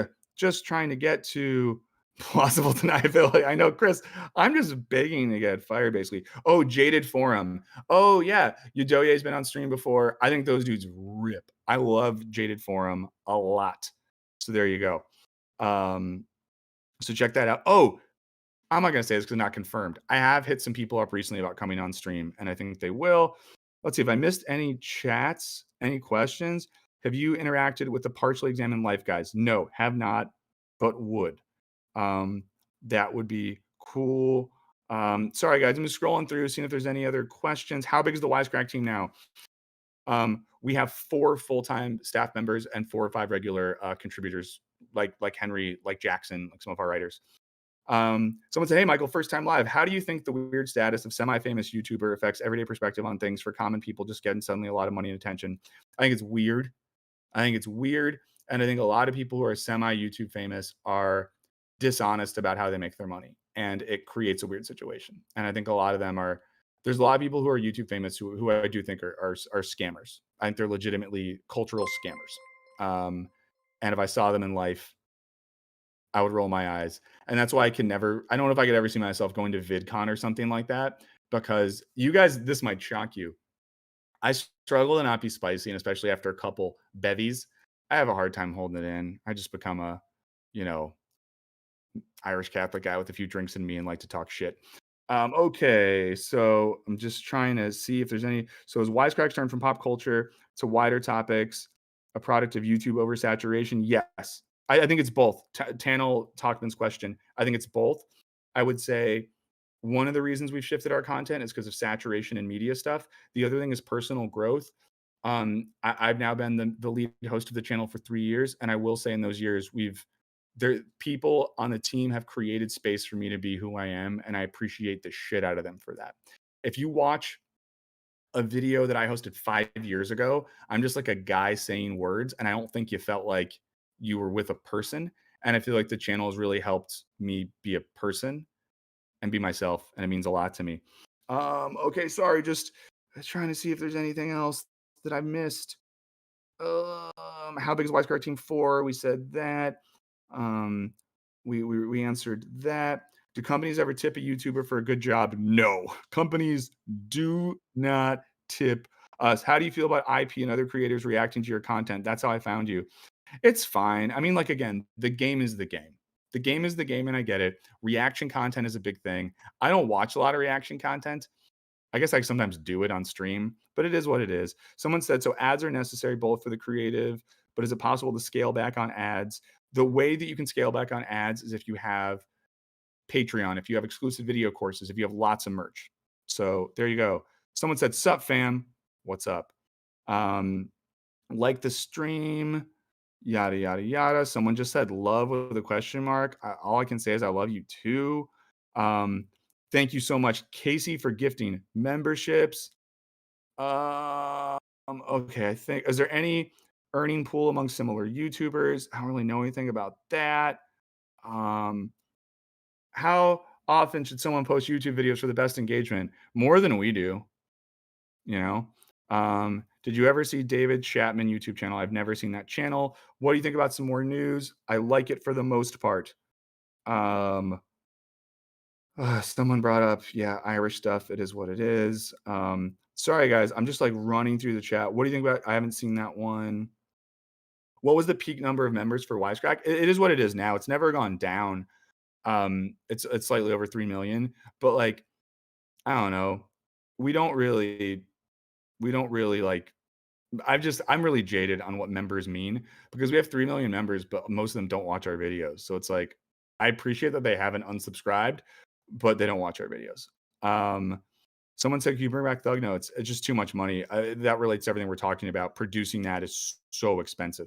Someone brought up making an annual fundraising video. I think that's good. Someone keeps asking if I watch a channel that I keep saying I have not watched. Okay, I think I caught up. Guys. Oh, do you ever get asked to appear on local or national news broadcasts? No. This has nothing to do with Wisecrack. I was on CNN during COVID because I was one of the first people who got vaccinated and then got COVID after they were vaccinated. So it's online somewhere. What's your favorite Wisecrack video you can say you're proud of? Yoko Misum, the first God's Not Dead video. I thought that was so much fun. It's the first time we made something like that. And I thought it was just so much fun. You look like you're on the run. Is everything okay? It is not. I've robbed a bank. I've killed a government official. Things are going bad. Okay. I think, how many people actually watch your videos? Well, you can see the numbers. It varies, right? Like, I would say on average, a video after a month, 100,000, 200,000 views. Some videos fucking bomb and are still like 60,000 views, which relative to 3 million subscribers is brutal. Someone said, "Is the parent company get a cut from your Patreon income?" Yes. Is what it is. What are your theories about why the views are so much smaller than the subs? I don't know. Michael said, "Do you feel like you're in a downward spiral or is this a rut?" No, we're on the way up. Well, our worst period was like a year and a half ago. Go look at some of the numbers from a year and a half ago. We were struggling. We're doing way better now. We're feeling way better about it. So there you go. Theories about why the views are smaller than subs. Partially, a lot of people subscribed years ago and maybe just like subscribe to a lot of channels and don't always fuck with what we do. I mean, I'll be honest, I subscribe to channels that I never watch. I'm sure many of you do as well. And I just do think YouTube doesn't serve us up a lot, you know? It just doesn't. And I don't know what the solution to that is, but they really don't serve us up a lot. And it's tough. Channel age group, a lot of 18 to 35. How would you like Wisecrack to grow in the future? Michael asked that question. I want more streaming, more like direct to you type stuff. I want us to keep making videos that find this sweet spot where we're like doing the kind of like philosophy stuff, but in a way that's really diving into topics in culture. This would be really corny to say, but like if we could be a more philosophy infused version of like John Oliver's show, but about culture, I would fucking love that. Would you ever go back to teaching? Probably not, because there's no money in it. Chris, I need a lawyer. Have any academics used your videos for citations? I know that they use them in classes sometimes. I don't think they have for citations. What's the one thing you would love to do a philosopher reacts on? Probably something that would get me in trouble. Probably something maybe a little too political. YouTube Premium, I have no idea about that. Um, God, let's see. I'm just still catching. Wisecrack will be the next BuzzFeed to go out of business. I'm gonna get spicy. Eat shit. Don't go in the chat to say shit like that. You know what I mean? Like, what's your fucking job? You know what, Aaron Johnson? I hope your company doesn't go out of business. I hope it goes really well. Aaron Johnson, I hope your work unionizes. You're a part of that push, and your pay goes up. I hope you get a pension. I hope your benefits get good. Aaron Johnson, I hope you have a satisfying career. I really mean this, where you like feel good about what you do and you can provide for the people you care about, but also have time to do the stuff you love in life. I really mean that. So, Aaron, I know that you hope we fail. I hope that's what happens in your life, and I hope it goes well. Sorry, guys, just catching up. Thanks for gifting memberships. That's really, really great. I might have to stop doing the answering of questions. Related to Ken Burns. That is my dad. It's not. I'm not related to Ken Burns. I used to call him Uncle Ken casually, and it confused people. Okay, let's do this. Let's watch a little something. Let's just, I guess, Henry, should we just stay on topic and just like watch this video about how the creator economy works and stay in it, or do we want to pivot and watch like the then and now red pill video? I'm kind of curious to see this creator economy video since it's one. Let's watch this. Yeah, let's go. Okay, for 3 June days, the epicenter of the creator economy coalesced here in the heart of sprawling Southern California. Gone for 3 years. Yeah, Alex, I agree. I hope Aaron Johnson's biggest dreams come through. Was a big deal. Since but I want them to exceed. And you know what? I'll just say this. I hope it for all of you. And I hope everyone who like, I know today Nelson's gifting memberships because he rips. You know, like, I can get spicy. I can get annoyed at certain comments or whatever. But I just want the best for everyone. Even the people that leave the brattiest comments. I just want you to be happy. Because I think that like there's a line in the movie Legally Blonde in the closing trial. I guess I'm going to spoil something. Where the Reese Witherspoon character playing a lawyer says something like, this person who is accused of murder exercises. Exercise gives you endorphins. Endorphins make you happy. And happy people don't kill their husbands. I think happy people don't just like try to troll people on the internet. So there you go. Let's watch this. Let's keep in it. And if people have more questions, ask them if you want. Yeah, we got Wendover Productions, Second Thought, yada yada. And again, Patreon. All this said, and this is like truly, guys, this isn't me being like, give us money. If you can afford it, and if you really like fuck with our channel, and you want to know what you can do, that is like the best thing you can do is support us on Patreon. There's no better option now. We're gonna put some new merch out soon. We have designers working on t-shirts and hats and stuff. That's another way that you could if you want. So there you go. Since its inaugural year, piloted by John and Hank Green on a tight budget and attended by 1,000 and let me know in the chat if you've been to VidCon. I've never been. Each VidCon, effectively mirroring the growing industry itself, has one-upped the last. More attendees, bigger creators, and glitzier booths each year became the norm from 2010 to 2019. Considering such an upward trajectory, along with the growth of the creator industry in its absence, this VidCon was much anticipated. And broadly, it didn't disappoint. It was, however, different. Was anyone at like this VidCons VidCon? before, companies competed for attention with photo booths, free snacks, and interactive attractions, fans showed up in droves, and creators pulled healthy audiences to schedule talks. But it felt different. Outright Tiny said, what's the line between actual trolling and friendly trolling? Being funny. And major media outlets took note. Many identified the change in presenting sponsor from YouTube to TikTok as a potential changing of the guard, while others noted a relative dearth of big-name YouTubers in attendance. What everyone covering the event missed was perhaps the biggest change of all. Away from the conference floor itself and tucked away upstairs and off-site, platforms, companies, and agencies quietly competed for creators' attention in exclusive backstage lounges and parties set up by the likes of Meta, JellySmack, YouTube, Carrot, and Snapchat. JellySmack's such a ridiculous absence, the creator economy had grown into a matured, diversified, $100 billion business. But behind all the pomp and circumstance of the big events, the stiff competition between the different platforms, and the wining and dining by agencies, companies, and brands is, of course, the creator. It gets in. I'll say this: there's a big intro, but it gets into the money stuff. I'm just trying to let it get to that. As an example, let's say there's a YouTube creator with 2 million subscribers who averages 1 million views per video. How do they make money, and how much? The well-known core of any YouTuber's income is AdSense, the system that serves the ads before, during, and after videos. So again, here's where we're getting into it. AdSense stuff. This hypothetical channel could expect to earn about $4,000 in AdSense revenue for their million views, based on a typical revenue. And again, think about that. $4,000 for a million views. Like, it's not really that much when you think about it. And then, so that money right there, we, on a good month, will have between 2 and 3 million views total. So when I gave you that number before that we might make like 10 to 12,000 a month, it's based on that logic. RPM of $4, meaning they earn $4 per thousand views. However, there is a wild inconsistency on AdSense RPMs from creator to creator. The AdSense system's selling point for advertisers is its ability to target ads to be served to audiences with particular geographies, demographics, or interests.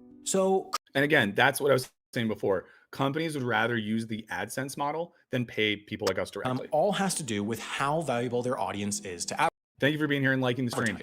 Advertisers only pay 1/5 the average to reach customers in Brazil, likely as Brazilian spending power is lower. So if our hypothetical channel was produced in Portuguese and therefore had a big chunk of its audience in Brazil, it likely would earn a lower than average RPM. On those million views, the creator might only earn $1,200. Meanwhile, advertisers value audiences with particular interests quite highly.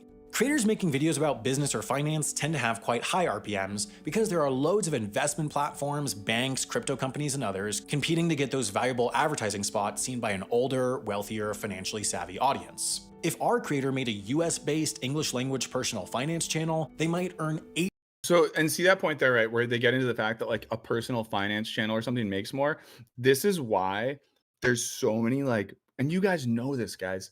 There's so many bullshit channels of bullshit scammers being like, this is how with drop shipping, I made all this money. Or like, they do that shit because by being scammers, it puts them in a position to like get ads from companies that think that know that like, because let's be honest, guys. If I'm a company and I'm like, so Wisecrack, so they're a channel that makes people think really critically about the world around them. They're a little bit sarcastic, let's say maybe like progressive leaning or whatever. They're not going to buy into it when we're like, we have a new NFT, crypto, whatever. The people that watch that channel are going to be like, yeah, right. But if the channel is like Wise Bucks and I'm your boy Mikey B here to tell you about how using drop shipping, exploitation, and scam video courses, you can be a billionaire and buy your mom a house and lock her in so you never have to see her again, then those same companies are like, oh, the people that watch Mikey B's channel are probably going to be just like raring to go investing in stupid shit. So they're going to make more money. In AdSense on those million views. But for the sake of realism, let's assume the average. Let's assume a $4 RPM translating to $4,000 in AdSense income. But there's plenty of opportunity to dramatically grow the value of those million views.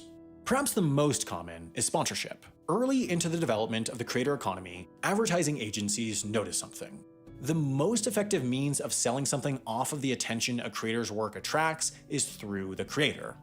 Between a 45-second externally produced AdSense ad before the video versus a 45-second sponsorship voiced by the creator at the end, the latter overwhelmingly leads to more signups.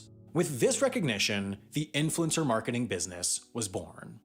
Influencer marketing is a little more complex than AdSense. Typically, YouTube sponsorship is used by brands looking for signups. It's conversion marketing, not awareness marketing. You wouldn't expect Coke, for example, to sponsor a YouTube video because their marketing focuses. An example, this is another good way to put it. Like, I guess I'll let him say it, but this relates to what we were talking about before. People think about Coke so they buy it when the opportunity arises, rather than getting people to buy a Coke at that exact moment. I wish Coke was sponsored. More often than not, the companies that do find YouTuber influencer marketing worthwhile are either online subscription services, Audible, CuriosityStream, Squarespace, BetterHelp, or direct-to-consumer subscription brands, HelloFresh, Dollar Shave Club, Shaker and Spoon. With the subscription model boosting the lifetime value of an individual customer, Dollar Shave Club can and this video is 10 months old. Even the subscription stuff is starting to slow down. Afford to spend more to get a given customer than Gillette, for example. Why this works for them is because of that link in the description. Mikey B does sell Burns boxers. They're the dankest boxers ever. They're going to make you an alpha king. If you want to be top G, get Mikey B's Burns boxers that hold your masculine power. Most sponsorships include a certain % discount when users sign up through the creator's dedicated link. Not only does this drive increased performance, but it also assures that the hugely valuable data tracking an individual spot's effectiveness stays accurate, as it incentivizes users to follow the dedicated link rather than the primary signup flow. Almost every brand.com And that's the thing too, like when people click links, like we get data on, when people do that and creator stuff. link operates as a tracking HelloFresh is URL, actually solid. capturing data about how many people click through, how many people sign up. Wait, Curtis B, that's a good question. Burns Boxers will keep you unbelievably dry. The Sahara Desert will look like a tsunami compared to what's going on inside your boxers. And even how long these signups stick around as customers.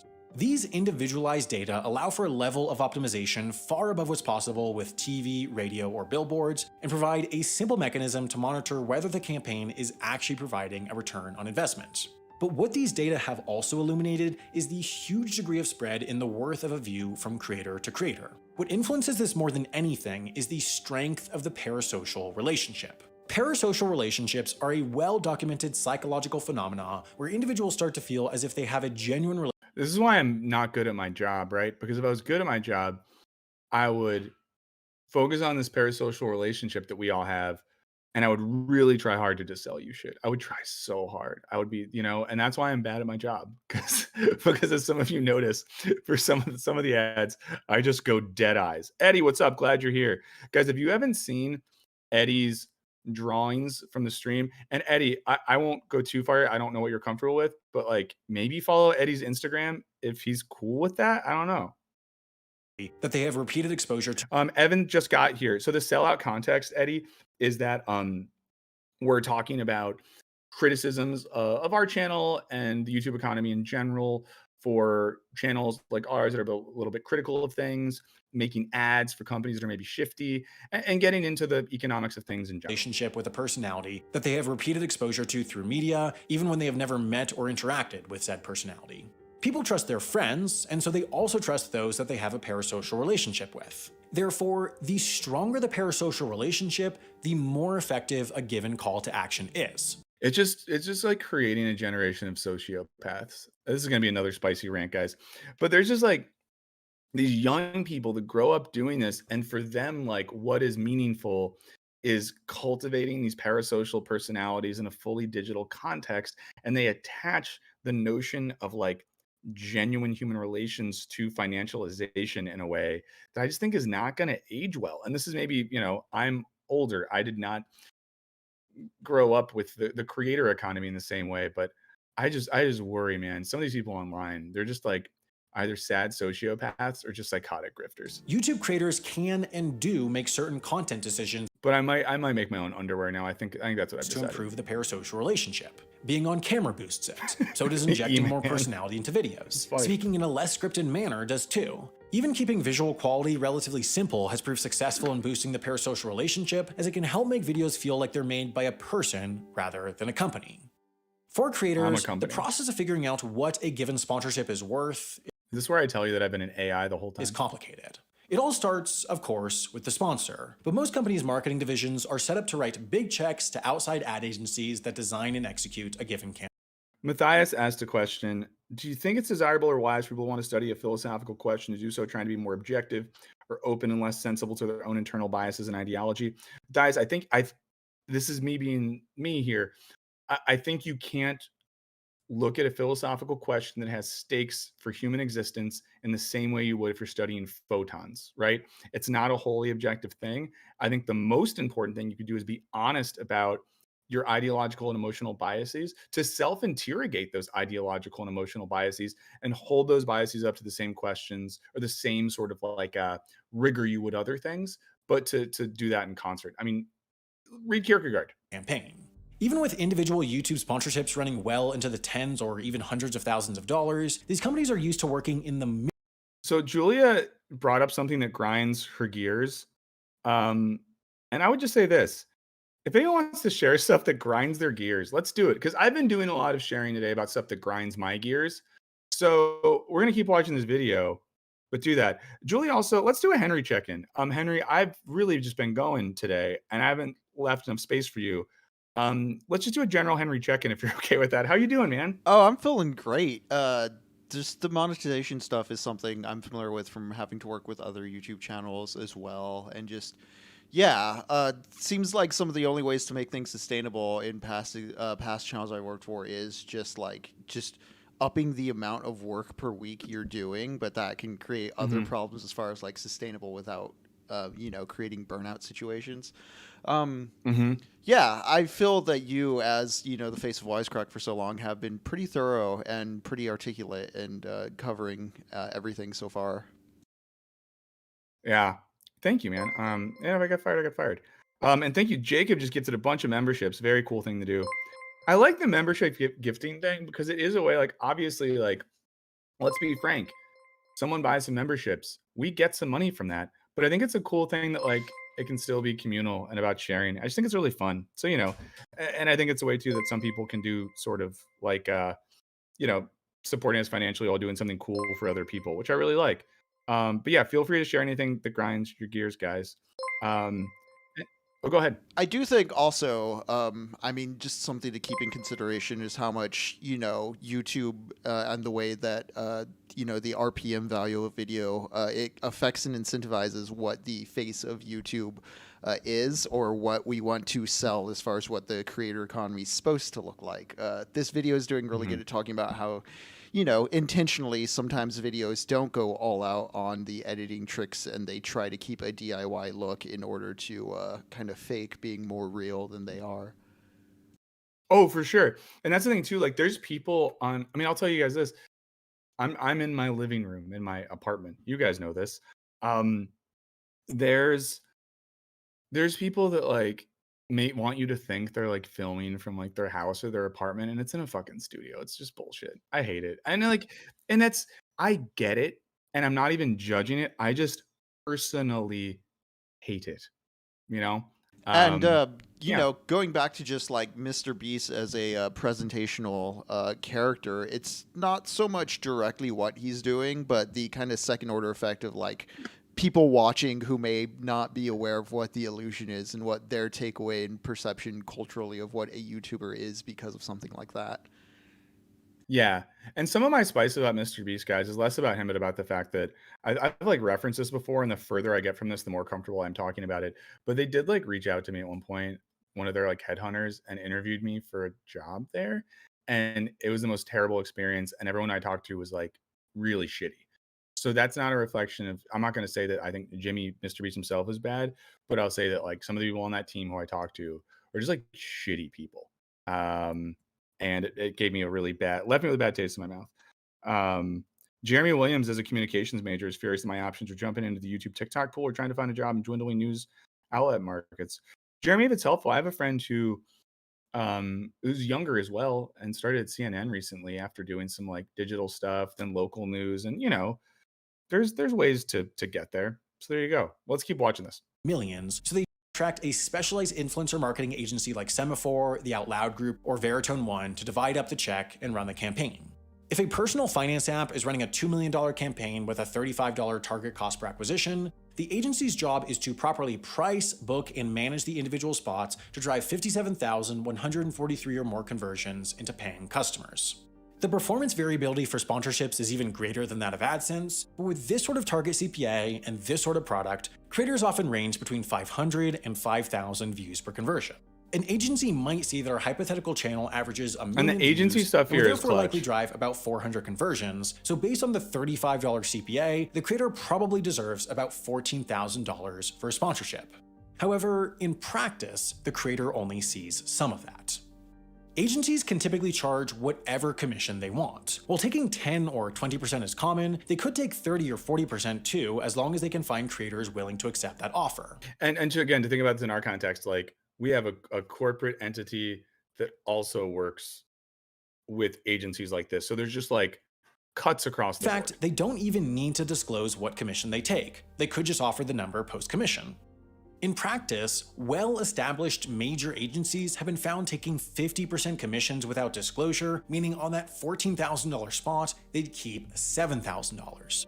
There's also not a strong market mechanism to assure that prices stay correlated to performance. Most agencies and sponsors keep the data to themselves, so if a creator's sponsorship performance improves, as it often does through time as the parasocial relationship.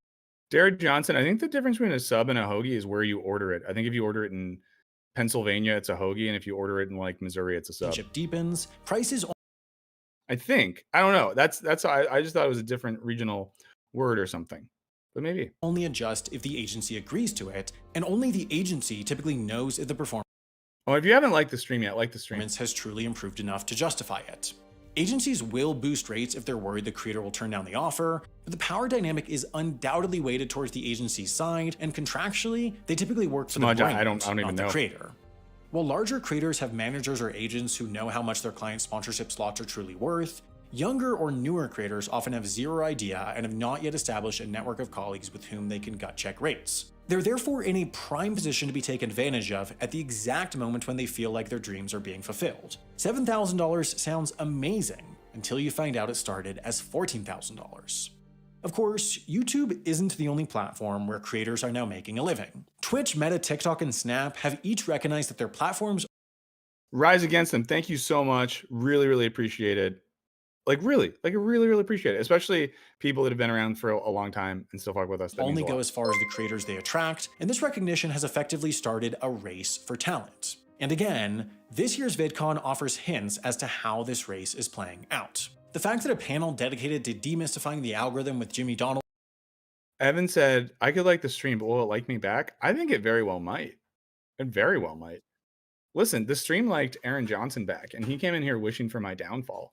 So if Aaron Johnson, maybe someone should draw a picture of Aaron Johnson and he should become a figure in our world that we just project all of our hopes and dreams onto. Donaldson, aka Mr. And I mean that in like not in a bullying way. It could just be fun. and Todd Boupree Smudge asked about Nebula. As far as I understand it, Nebula has to reach out to you, and my only interaction with Nebula was the guy that runs it being spicy at me on Twitter. YouTube's director of product management, reached maximum venue capacity, speaks to the platform's continued pull.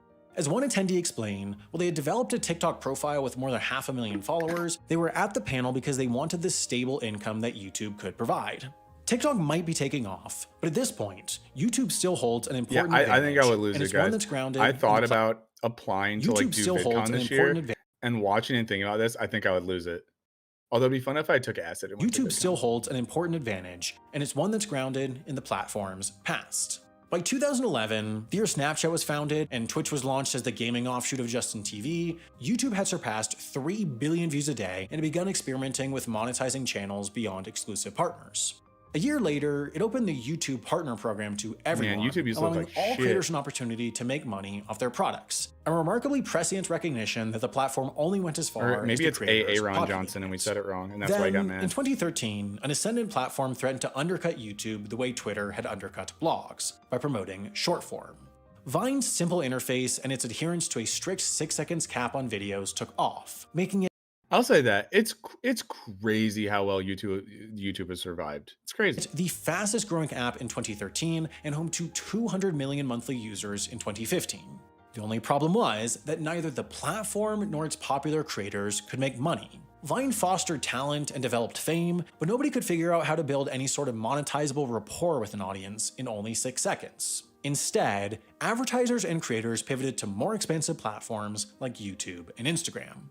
Within this early wave of potential YouTube competitors, it was only Twitch that figured out how to successfully monetize the platform in a manner that attracted and retained talent. I know at one point we were thinking about like dual streaming to Twitch as well. I wonder if that's useful. Does anyone know anything? I don't know if that's With useful. video game streaming personalities as Twitch's main draw, keeping talent on the platform was of life or death importance to the site. Along with the option to run ads on their streams, Twitch kept its creators by developing a host of revenue-generating routes that included rips. memberships, donations, affiliate links, and direct Architectural foam panels and calls. I am Aaron Johnson. No, I am Aaron paid Johnson. subscriptions to their favorite channels. We This approach has are Aaron turned the Johnson. platform into one of the industry's most powerful, as roughly 300,000 of the 2 million self-identified professional creators exist primarily on Twitch. While YouTube and Twitch proved the commercial viability of long-form video and streaming, recognizing the unmet potential of short-form has proved both alluring and elusive. The very same year that Vine officially shut down, TikTok appeared in American app stores. The rise of the Vine-like, easy-to-use, hyper-creative, hyper-consumable platform hasn't been anything short of meteoric.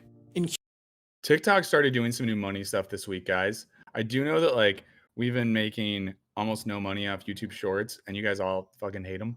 Not you guys, but people hate them. And TikTok's finally paying people money now. So we started making a little money on TikTok. And I think we're going to start, just as this oversharing day, we might start making shorter videos on film and TV stuff that just go on TikTok. Q1 of 2021, TikTok was downloaded Gordon, thank you so much. Means a lot.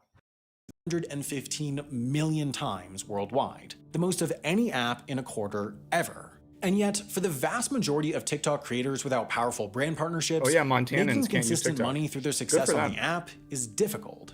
Paid music promotions from record labels, sponsored posts, and cash gifts direct from audiences during live streams offer little stability and limited growth potential. To alleviate some of the monetization pains, TikTok introduced a $200 million creator fund in 2020. But because TikTok uses in-feed ads, it's difficult to attribute the success of an advertisement to a given creator, and thus difficult to dole out payment in relation to performance. Additionally, with the fund having a hard cap, the more successful creators inhabit the ecosystem, the fewer Yeah, everyone's people are in the chat are talking about if we did like Twitch as well. I mean, the problem would be if we did that, let's be real. We would dual stream, but I would mostly I would talk to you guys because you guys are my friends. So spread around. As Hank Yeah. Green pointed out, because of this static pool and the app's continued growth, his TikToks, as of January of 2022, made about 2.5 cents per thousand views. A worryingly low number by itself, but one made increasingly troubling by the fact that he used to make 5 cents per thousand views. TikTokers are making money, but it's a dollar hard earned, leaving the door ajar in the race for their users' can't leave the creative door ajar. output. In 2020, Meta launched Reels, Snap launched Spotlight, and YouTube launched YouTube Shorts. All were new features that closely resembled TikTok. In the year following one this thing that launch, confuses me when people lit us up and be like, if I see one more of your fucking shorts, I'm unsubscribing. I just don't know how people see them. I feel like you have to seek out paid shorts. out over $250 million from its creator fund. In 2021, Meta announced plans to invest $1 billion in its Facebook and Instagram. Wait, Kayla, did Amazon buy out a medical company? I didn't even hear that, but I mean, it's guys, it's happening. It's really like Amazon. We're gonna have to go to Amazon Doctor soon. Based on performance. As of 2022, though, the future of short-form video is still very much up in the air. What is certain is that creators today have more options than ever before, and thus more leverage than ever before. With various platforms that cover various mediums at their disposal, financially successful creators have gone from being thought of as multimedia aberrations in the 2010s to ever-critical cogs in a growing industry where entertainment and advertisement so seamlessly overlap. Creators of all sizes are spreading from one platform to So I'm learning that Amazon Prime subs is where some money comes from. Because I always wonder, like, how I know Hassan makes like millions of dollars, and I always want because I know he doesn't do ads, right, on his stream. Is it just this is a dumb question? I should know this. Does Hassan Piker make all his money just because people He does the on top of Twitch the like hour ad subscribe? break. Oh, is there really an ad break? Yeah, that's why top of the hour every hour is a meme. But yeah, you can subscribe using your Twitch, Twitch Prime account if you go Yeah. through Amazon Prime. Oh, that's interesting. Melvin, Pedagogy of the Press is a really good book. multiple, beginning to move beyond platforms entirely. Combining $4,000 in AdSense with $11.2 thousand in sponsorship, our hypothetical creator currently makes about 11.2? 1.5 I want cents per 11.2. view, but simultaneously, both the agency and Google are making about 0.3 cents on the same view, and then on top of that, the sponsors and advertisers are making more on the profit the marketing generates. While it's impossible to know the exact number, it's very possible that each of these creators' views is Oh, and a generating contract with 3 Chitch, that cents in makes sense. economic value, and That's they're cool. only getting half of it. While shared profits are a normal part of doing business, creators have recognized that the more of those 3 cents they Speaking of meds, any other ADHD heads who have had like a doctor tell them there's like methylphenidate shortages nationally and you might not get your medicine? That's a crazy thing. America's supposed to be like a good country. Chris, thank you so much. Means a lot. But it's just crazy to have a doctor be like, we might have to call a few pharmacies to get you a relatively simple and easy to produce medicine that helps you function better. It's like, yeah, fucking great. capture, they earn. In practice, what this looks like is creators becoming their own sponsors. It started with merch. Channels would slap their logo on a shirt or hat or sticker. Yeah, so this is getting into that thing again where like, and I do not begrudge people that, but we're in a position now where people's content is not how they make money. Their content is an ad for how they actually make money, which is like merch and other stuff. Some people bought these, but often just the most devoted fans. Our creator that could get 11.2 Michael says, Michael asked me, Michael, how do you make time to read books? Dude, I listen to lots of audiobooks. Some of you might think that's lame. Nubbles, that sucks, and it makes me really sad. Um, but yeah, I listen to a lot of books. I don't, and you know, Michael, I'll be honest with you, I do not read as much as I should. It sucks. Sometimes I read stuff for work, but often when I'm working at like Wisecrack scripts, I will have like PDFs of books so I can scan through and like find important sections. But yeah, I often tend to read more like if I'm on vacation. So I'm doing parental leave after I have my daughter in July, and I'm hoping to read some then. $2,000 in tip would likely only earn $1,000 or $2,000 And sorry, I'm really sorry to hear this with everyone else who's had similar things with them and their children's ADHD meds. That just really sucks. from replacing that sponsor segment with a merch shout I'm sure many of us are going to be raw dogging creators soon. adapted their merchandise more into clothing lines. Logan Paul, for example, runs Maverick Clothing, with clothing brands competing against I just can't imagine giving that man money in any way, shape, or form. other clothing brands. This operates more like a business than merchandise, so creators often find this strategy far more effective and sometimes competitive in performance versus an outside sponsor. Logan Paul claimed his brand made between $30 and $40 million in its first year, while our channel might expect to profit around Do you think Burns Boxers can make that much? I think maybe we could. the same $11.2 thousand from promoting its clothing brand as with an outside sponsor.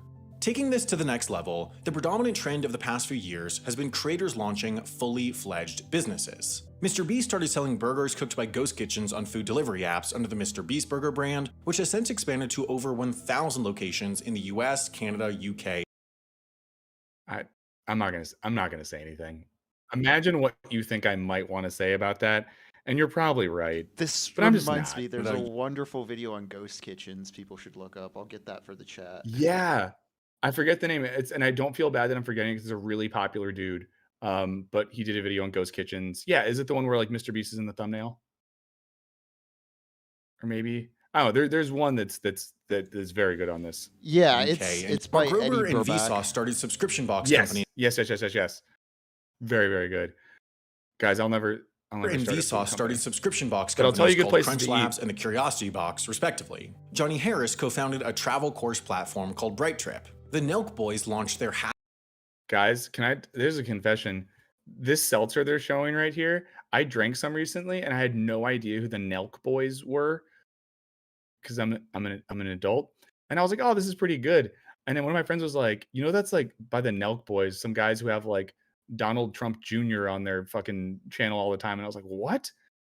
But good for them. brand of hard seltzer. Simone Giertz created the Everyday Goal Calendar. Even Wendover Productions co-founded the Nebula streaming service, which operates as an equity joint venture with the creators contributing to the platform. A fact that is made clear in its ads for good reason. It works. Across the board, what creators have found is that not only do they get to keep more of those 3 cents per view, but also that a given viewer is more likely to convert into a paying customer when the sponsorship is presented as promoting their own business rather than the highest bidder. That's to say, not only are creators getting more of the pie, they're also expanding it. What was 3 cents per view might become 4, and therefore what was an $11.2 thousand sponsorship on 1 million views might become $28,000. With 30 This video doesn't get into it as much as I hoped it. I didn't watch the whole thing before because I think things are a little like worse than this. But yeah, the creator economy, money, wisecrack, ethics, weird scammy companies, things of that nature.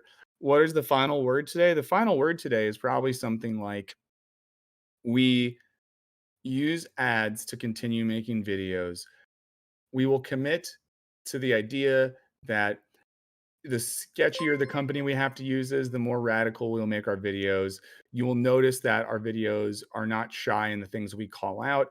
And an important thing, I should have said this earlier, important thing to note, our videos, sponsors have no say in them whatsoever. They don't see our scripts. They don't see the videos.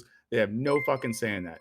The only people that ever tried to do that was the Giving What You Can company, the bullshit effective altruism nonprofit thing that Sam Bankman-Fried was on the board of. And they asked us to write a philosophy video about ethics and shit. And I wrote one and it was actually soft. And I went really soft and I fucking pulled punches. The video's up on our channel still because at the last minute they pulled out and took money away from us because I was slightly critical of them. And we were just like, oh, fuck you. But I'll never stop saying fuck you to those people.